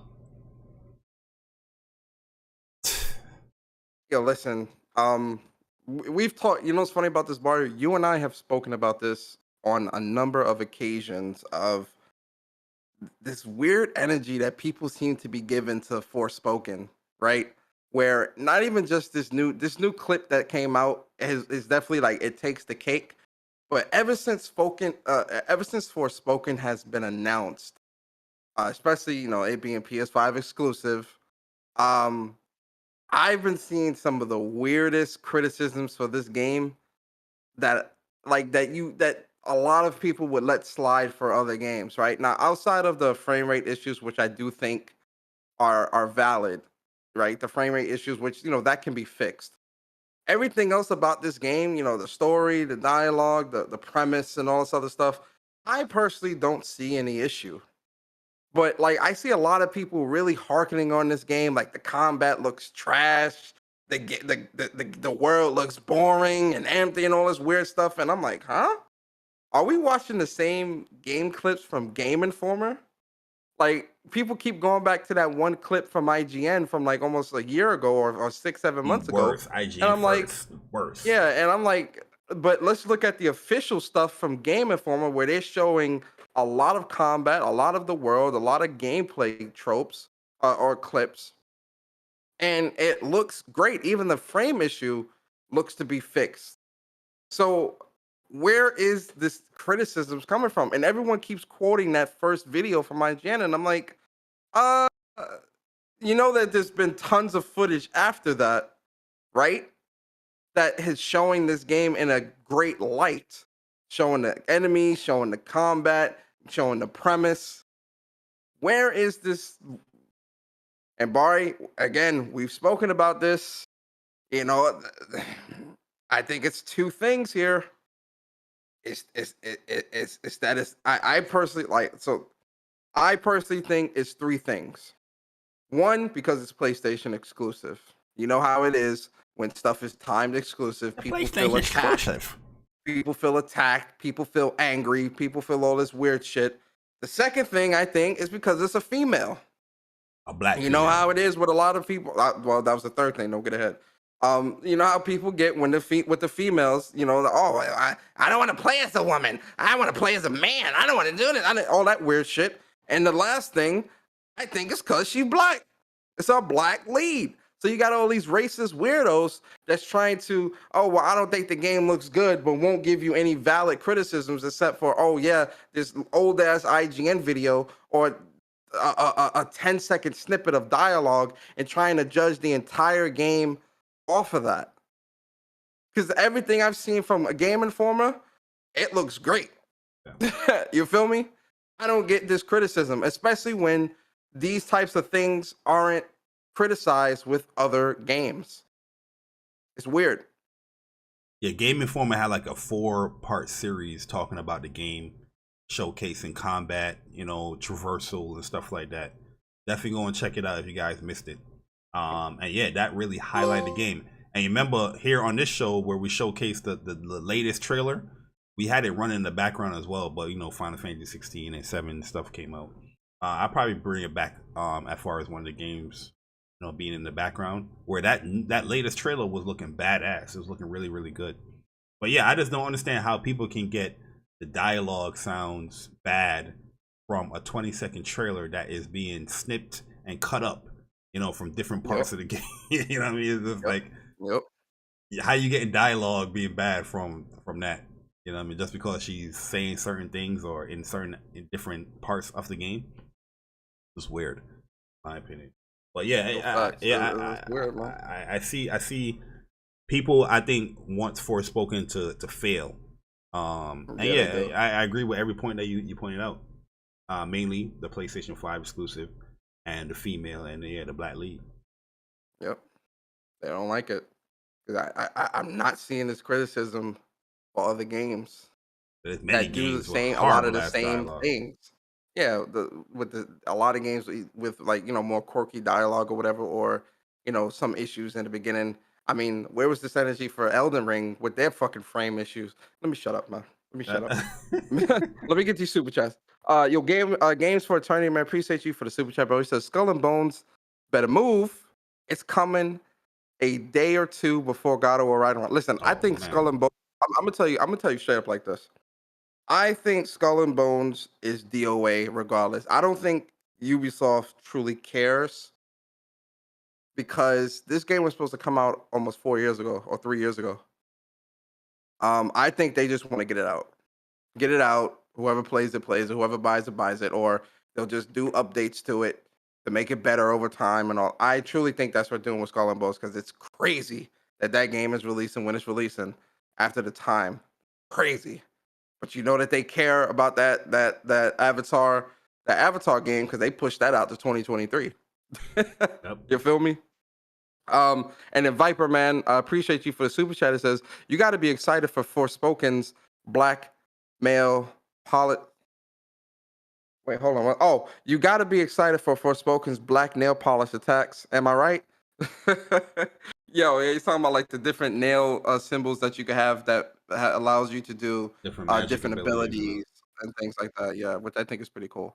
So, pretty unique.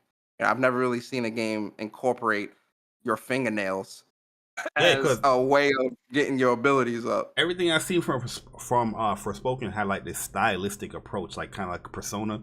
The menus were stylistic. You know what I mean? So I'm just like, where is these criticisms coming from? Like Yeah. moving through the menus, different page of the menus, it's like, oh, that's a cool animation. That looks cool. You know what I mean? So I don't know, man. I don't know. I get it. I agree. But we spoke about this game earlier, Persona. Dusk Diver 2 is officially releasing August 30th.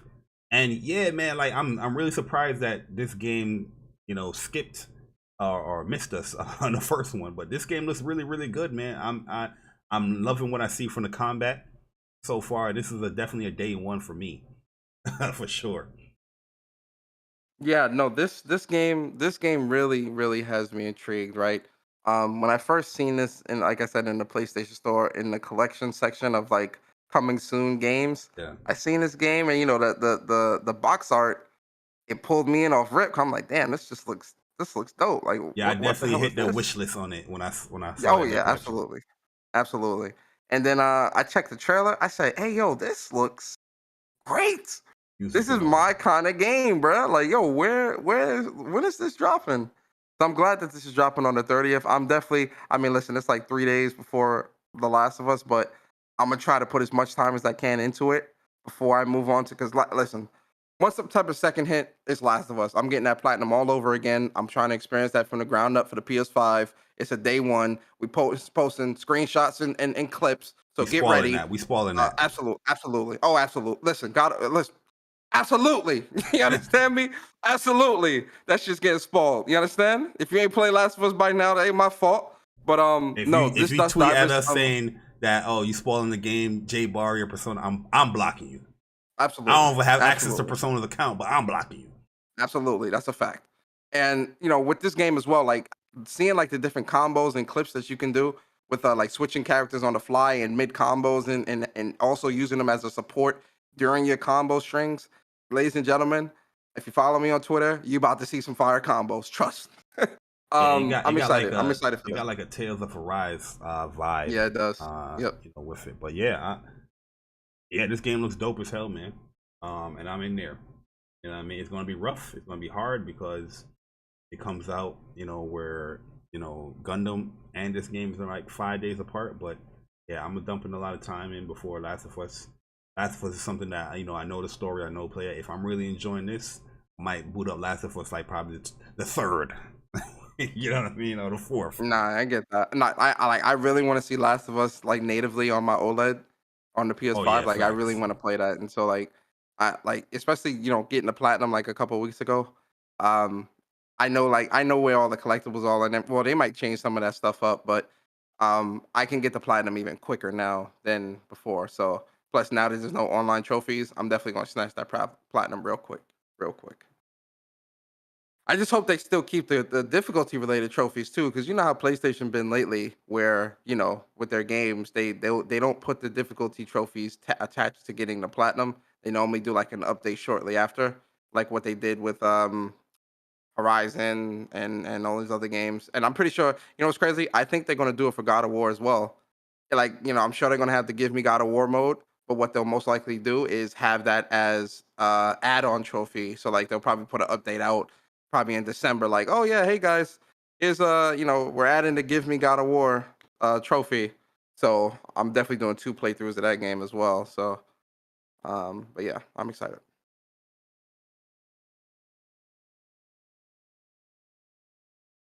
Are you there? Can y'all hear me? Hello?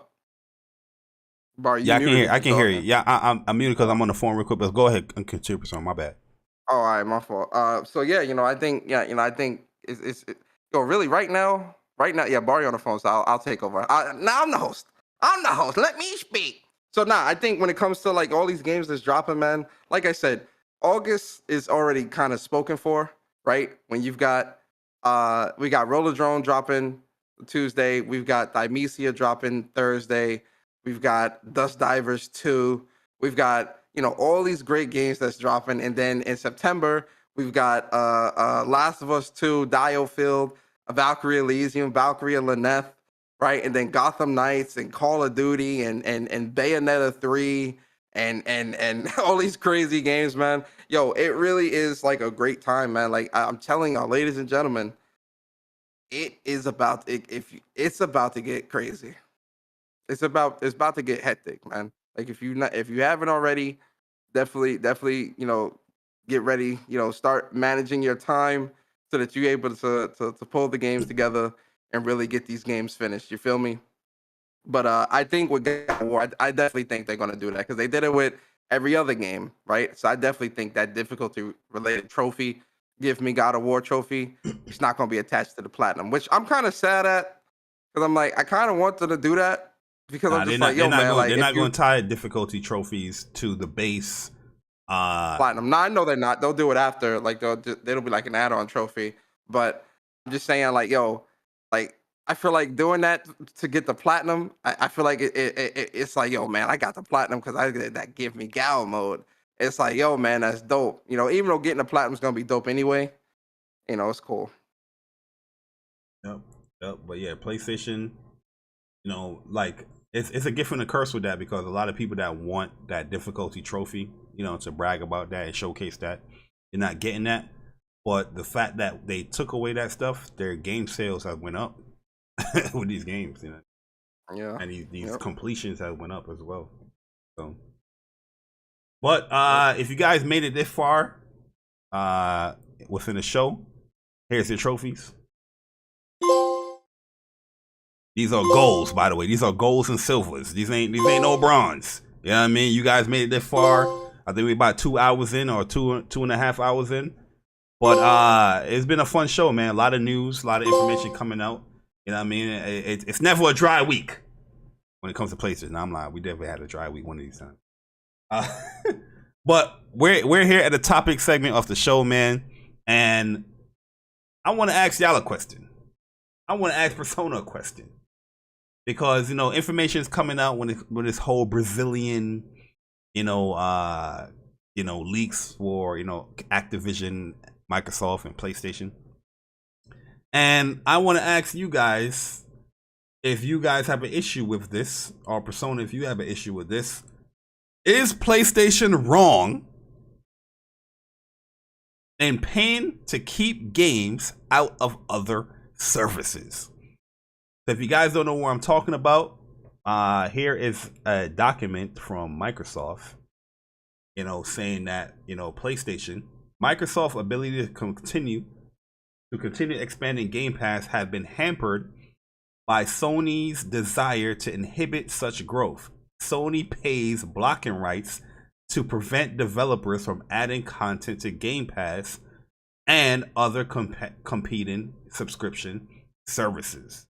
This is something that Microsoft has said in this whole Activision back and forth. So I want to ask you, Persona, what are your thoughts? Are they wrong? Or this is just business? Oh no. How did I not see this coming? How did I not see this coming? Mr. J. Bari. Oh my god. Mr. J. Bari, how are you today? Are you good? I was good. I was good. Yeah? Yeah? I was good. And shout out to the What's Up PlayStation chat. Oh my. I am the gaming politician, and I could not wait to speak on this topic. How did you even see the show outline? When you sent it to Persona, I was able to sneak and look and see. Oh my god, man! So I'm glad you brought up this topic, Mr. J. Bari. Persona's been drinking a lot of water, so I knew around this time he'd have to run to the restroom. So I have a couple of minutes. Right? All right. So this is my thing, Mr. J. Bari. When it comes to these type of anti-consumer practices, I think it's disgusting that PlayStation was actually out here blocking great games from coming to Game Pass. This is very anti-consumer. This hurts the consumer, and it's quite disgusting that PlayStation is doing this. And this is why PlayStation, they reap what they sow. Now it's payback, right? This is payback for all the wrong that PlayStation has done to its fans and to the consumer, right? This is what happens. How many cups of water Persona drank? I think he drank like 2 cups of water. Oh, shit. 2 or 3 cups of water. Big cups, though. Right? And so he's going to be in there in a minute. So I think, when it comes to people trying to say that, PlayStation blocking games from going into Game Pass service, even though they paid millions to have the marketing rights and whatnot, that does not matter. The fact that these games can't go into Game Pass or a service, it hurts the consumer. Mm-hmm. This is not right to the consumer, Mm-hmm. right? So, yeah, can I ask you a question, Mr. Gaming Politician? Yes. What's going on, Mr. J. Bari? Do you have Netflix? That's a bad faith question. Do you have HBO Max? That's a bad faith question. Who is your internet provider? I think Persona has Verizon Fios. So you think can I borrow your internet? Can I take a Ethernet cord and hook your internet into my house? Can I do that? And you just pay the bill? That'd be a mighty long cord. I mean, you'd have to ask Persona. That's a bad faith question. No, what if you were paying this bill and I want to steal or take your internet that you are paying for, and I want to live the lavish life that you guys are having over there for free? I don't think that's right. I think you should pay for your own internet if you have the means to. You don't think that's right? So you don't think that Persona or you paying for this service, to provide you with internet service, and me coming in and just like jacking my Ethernet cord and using your internet freely, you don't think that's right?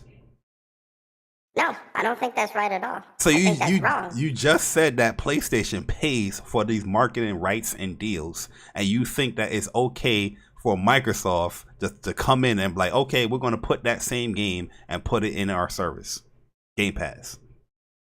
So this is the thing, right? The reason why it's wrong for PlayStation is because they're deliberately trying to stop Microsoft from doing what's right for the consumer, right? All right. So give me an internet password. I can't do that, but this is the thing. Gaming is different. Gaming is different from you trying to take my internet and use it for free. Game Pass, you're still paying, but you're paying a subsidized price. And Microsoft is for the gamer. So they're willing to foot that upfront cost, so that us, the gamers, can play these games for much, much cheaper. So the fact that I can't play this game for cheaper and I actually have to pay full price, PlayStation is deliberately trying to stop pro-consumer practices from happening by blocking the rights for these games to go into Game Pass. This is wrong. This is anti-consumer. PlayStation needs to understand. Hold on, Persona. PlayStation needs to understand that, hold on. Bye. Hold on, Persona. Bye. Game Pass is the future. Bye. Game Pass is the future. Game Pass. Man. My fault, bro. My fault. Hey, yo, man. Yo, you can't just message me like, yo, Bari, I'm about to step away. My fault. I I drank a lot of water, bro. I just had to run and go real quick. Oh, you had man. to tinkle. My fault, man. Yeah, I wouldn't call it that, but I had to run to the restroom. My fault, man. My fault. My fault. Hey, yo, this man say he had an intricate plan, saying that he provided you like a butler, 4 cups of water, knowing that you was gonna need to use the bathroom around this time. Yeah, he kept giving me water. I'm like, man, why you keep giving me water? I'm good. Like, no, drink water, drink up. You need to stay hydrated. Which I'm like, all right, he's right. So I mean, I'm sorry. Did he ruin the show? I'm sorry, guys. The man coming into a PlayStation podcast talking about Game Pass is the future. Oh man, with his rhetoric. Yeah, I'm gonna have to send him back to his parents, man. Because you need to tie the man up. Keep him here, taking care of him. Yeah, I know. I got to get some better duct tape or something like that, or lock him in the room or something like that, man. I'm sorry. But but on a serious note, this is business. I said this on my show. I said this on Moochie's show. I said it on Speak from the Heart, and I'm gonna say it here again.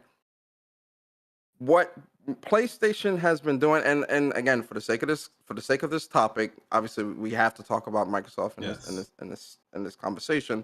But this is a PlayStation Central podcast where we talk about all things PlayStation. What PlayStation is doing is what they thought was best for their for their consumers, right? And not only that, but instead of being mad at PlayStation for making these types of deals, I think a lot of people, their anger and frustration towards PlayStation is misplaced. I think your frustration should more so be at Microsoft and looking at them and asking, when these deals were being made, where were you? Or when these deals were on the table, where were you to lock these deals down to go into Game Pass? That's the important question here. Because listen, ladies and gentlemen, business is cutthroat. Business will eat you up and spit you out. Business is all about getting the best deal for your product to set your product apart from the competition. So if PlayStation is going out and making these deals and putting millions of dollars into locking these deals down, marketing, promotion, and all these other things, absolutely in that contract, I'm going to say this cannot go into a service day and date, because that defeats the purpose of me making the deal.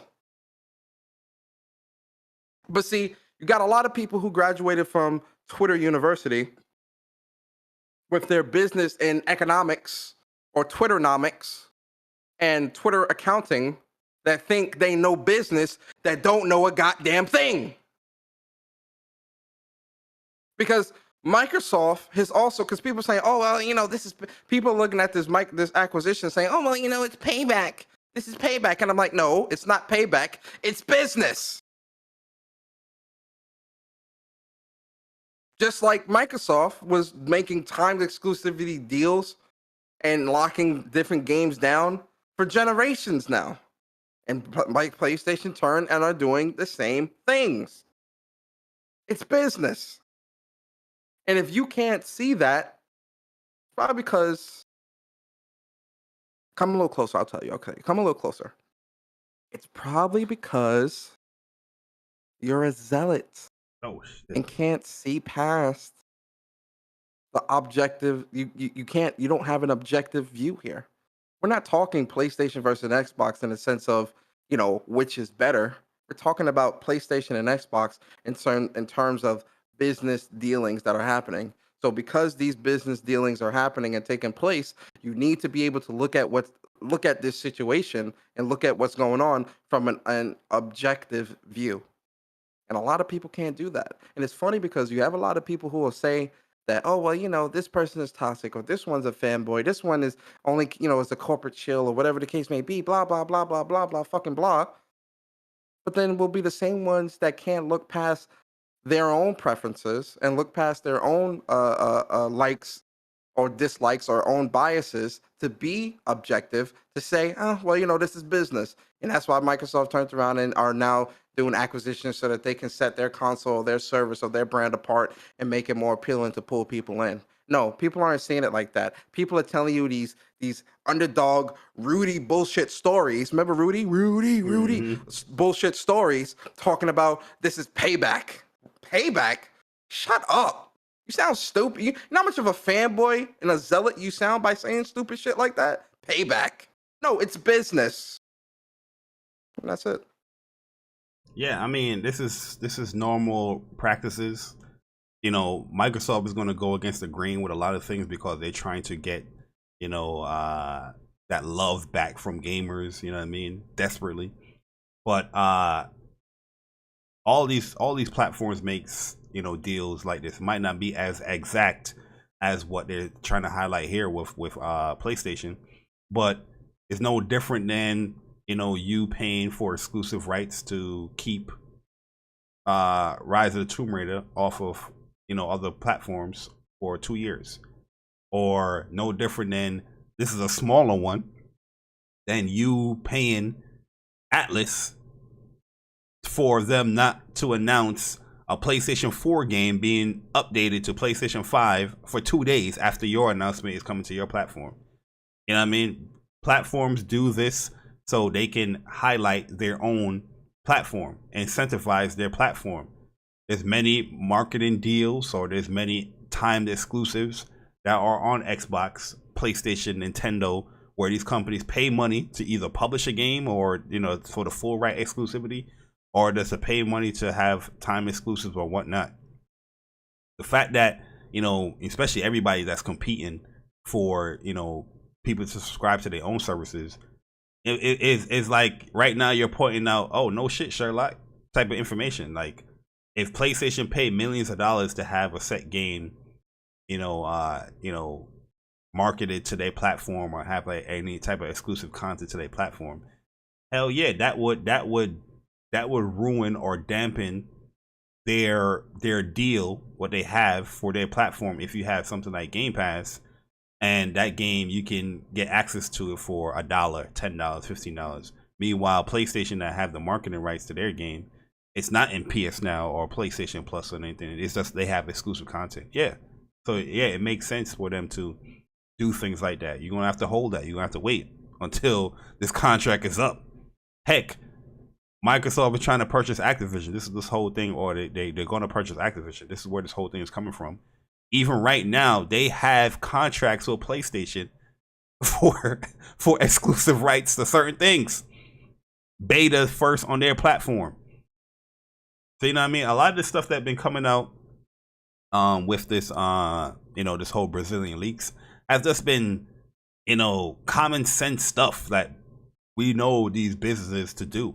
What everybody always say when it comes to the business. These are not your friends. They're trying to make money. So why are you not applying that to what PlayStation is doing here? They're trying to make money. They're not your friend. It's business. Exactly. You know what I mean? And I don't even think this is anything wrong. This is just normal practices that been going on in gaming. Bari, this has been going on for generations, bruh. Yeah. Generations since the start of gaming. Now people acting like they caring, or this is. See, here's the caveat. Here's the second part to that, Bari. Why are people also not mad at the publishers and developers that took these deals? Yeah. You can't just be mad at PlayStation and then look at like Square or Capcom or whoever and say, "Oh well, it's not your fault. It's the big bad PlayStation's fault." And on that other hand, you know where I'm going with this, Bari?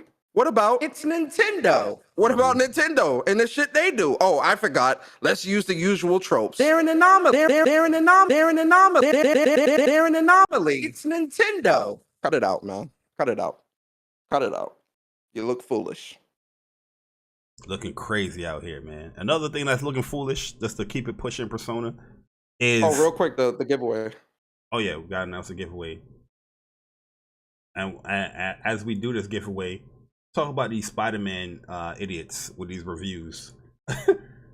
Yo, Corel Anchor, the last one for Modern Warfare 2. Yep, Corel Anchor, you are the winner of the last $25 PSN gift card. Shout out to my man Oolong T Gaming, you know, for sponsoring these 3 giveaways. Really cool guy in the community to do something like that. You know, just showing support and you know, giving back to the community. So big shout out to Oolong, man. We appreciate you sponsoring those giveaways, man. Thank you.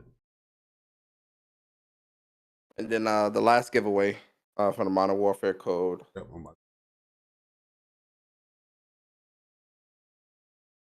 you know what I mean? Spider-Man, these people are acting crazy out here. Why is Spider-Man cool with the cops? Why is this? Yeah, what is going on in gaming? Persona, oh my God, yo, this, yo, what is going on, bro? What is going on, man? Like, yo, you seen what Shorty said, bro? I'm sitting here and I'm like, yo, have you ever been to New York?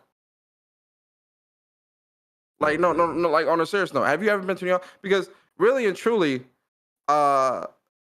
there, and I said this in my tweet, there are cameras on every corner.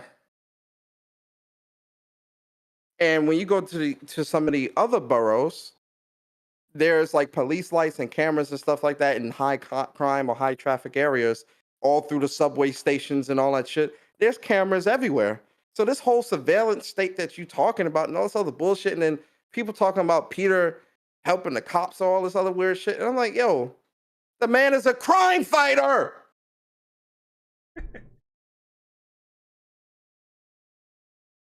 People are hot. Yo, What are you talking about, man? Take this real world shit of what's going on out of it, bro. Because in this fictional world, how they're trying it to be, everyone is moving towards the same goal, and it's to stop crime, regardless of race, gender, or creed. Yes, there's tons of messed up things going on in the real world right now with you know, all these crazy police shootings and racism and all this stuff. Listen, man, this ain't the show for that, so I'm not gonna go down what I really want to say. But listen, it is messed up, man, to the high heavens. But my God, ladies and gentlemen, it's a game. It's a video game. The thing is of a crime fighter trying to stop crime. What the hell, bruh? Like, what the hell? What is wrong with y'all, bruh? The thing that pisses me off, Persona, is that these are reviewers, right? That review video games for a living, and they are not catching on to context that's going on in a video game. Spider-Man 2018 clearly,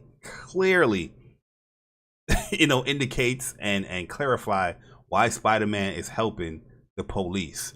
There's even police that don't even like Spider-Man, but they're like, hey, they find out that he's not a bad dude by helping them. And the overall context behind it is him helping his friend Yuri Watanabe, which later becomes the Wraith. Actually, leading up to that part, that's why I said the Wraith is going to be a part of Spider-Man Part 2. You heard it here. You know what I mean? So I'm just like, yo, I don't understand what is going on with reviewers that can't understand context. It's not hard. You know what I mean? The game is stating it for you. And if you even want to go, cause I see some people talking about, oh, comic books, Spider-Man never liked the cops. Even the comic books.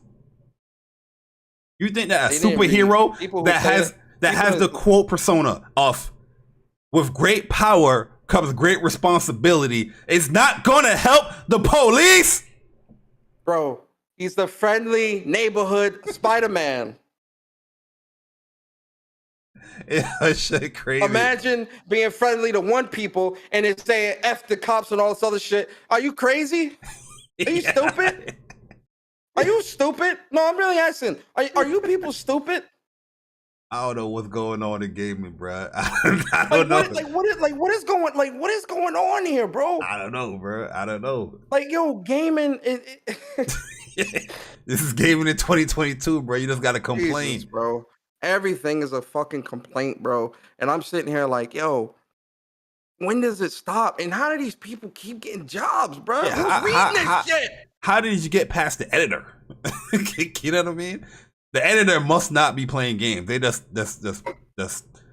correcting improper grammar.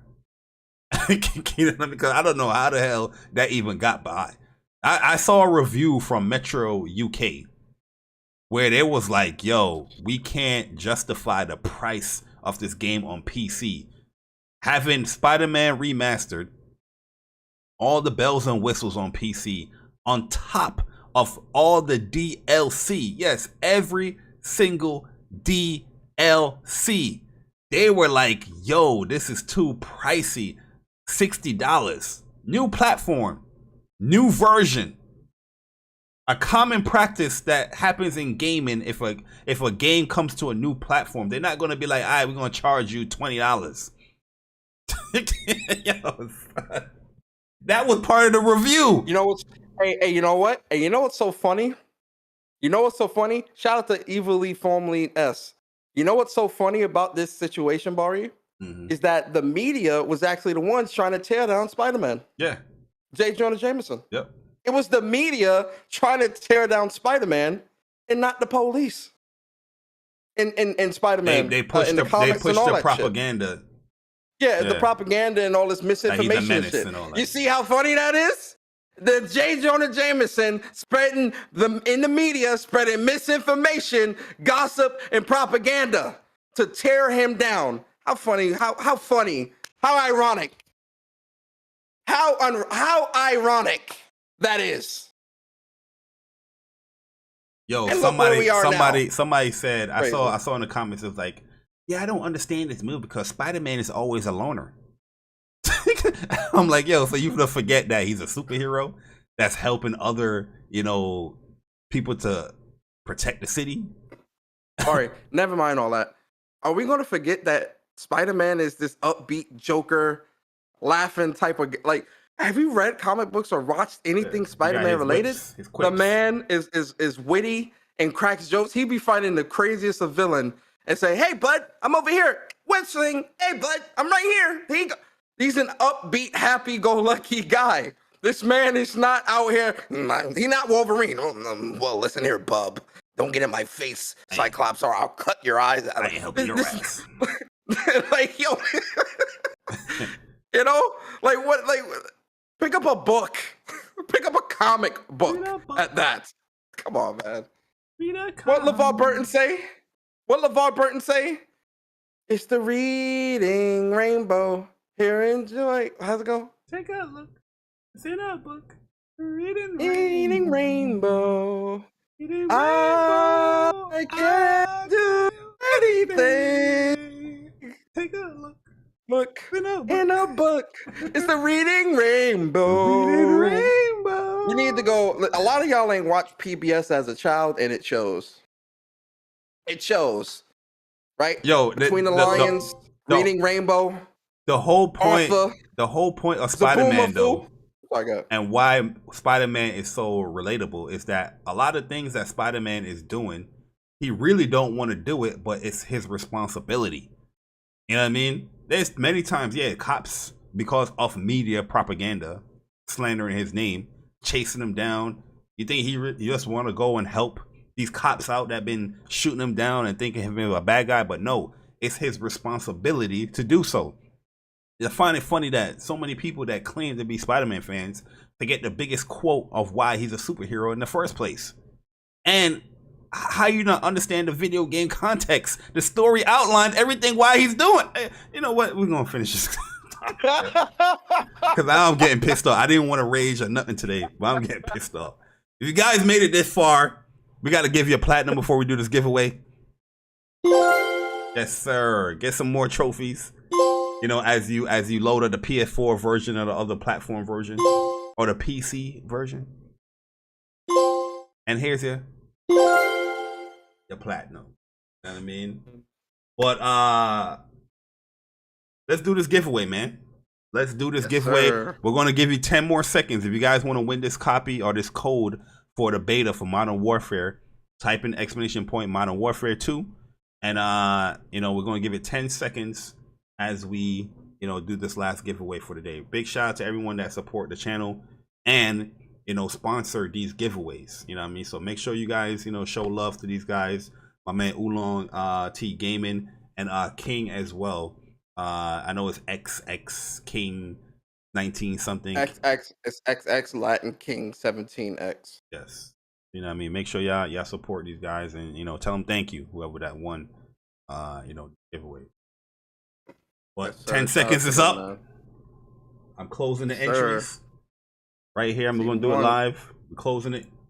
Entries are closed. We're going to pick a winner. And the winner is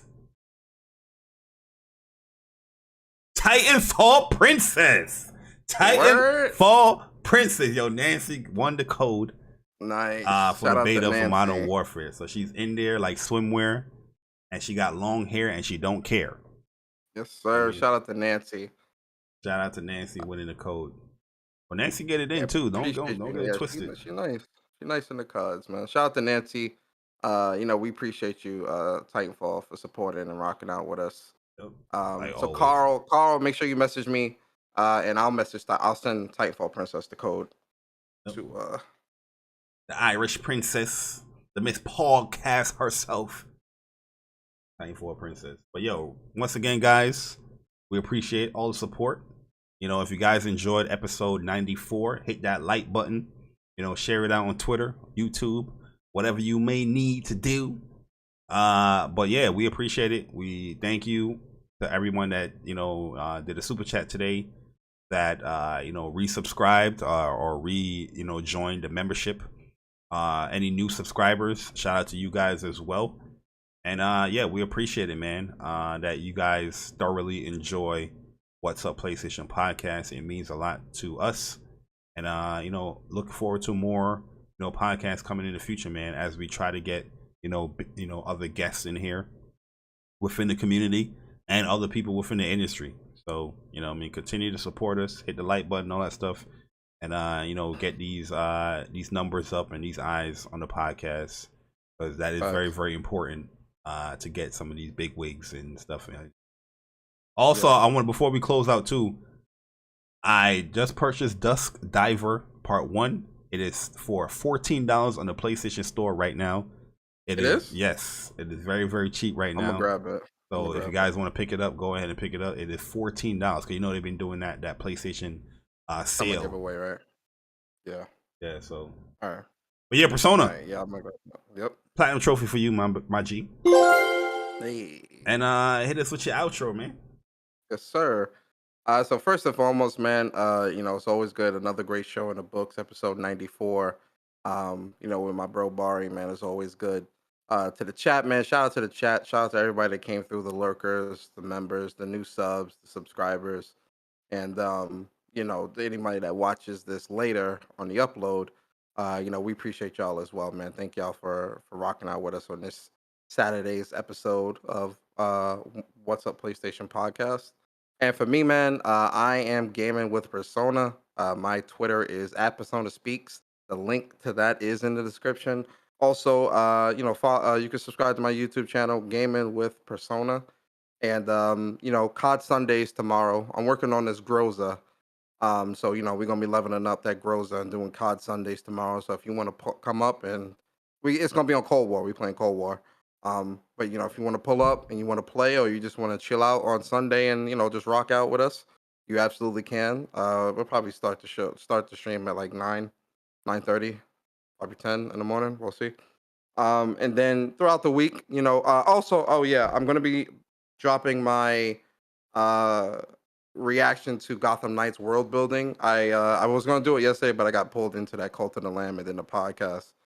The podcast and all that stuff. So yeah, that's gonna be later on tonight. I'm gonna put that out there. And then you know, throughout the week, Cult of the Lamb, I'm gonna put my impressions out as well this week. And I'm also live streaming RollerDrome this week as well. Tuesday afternoon, we're gonna be live streaming that. I'm gonna be giving my thoughts live. You know, you can ask me questions and stuff like that. If you haven't bought it yet and you want to kind of get, you know, a perspective from someone who's playing it, you can pull up to that as well. And then when Persona Speaks will be this week as well. I got a feeling we're going to get some pretty big PlayStation news this week as well. This is a week before Gamescom. I feel like PlayStation going to want to kind of grab the attention real quick before Gamescom happens. I feel like we're going to get something pretty substantial this week, but we'll see. But yeah, outside of that, man, that's pretty much it, man. I hope y'all have a great weekend. Please be safe. Enjoy it with your friends, family, and loved ones.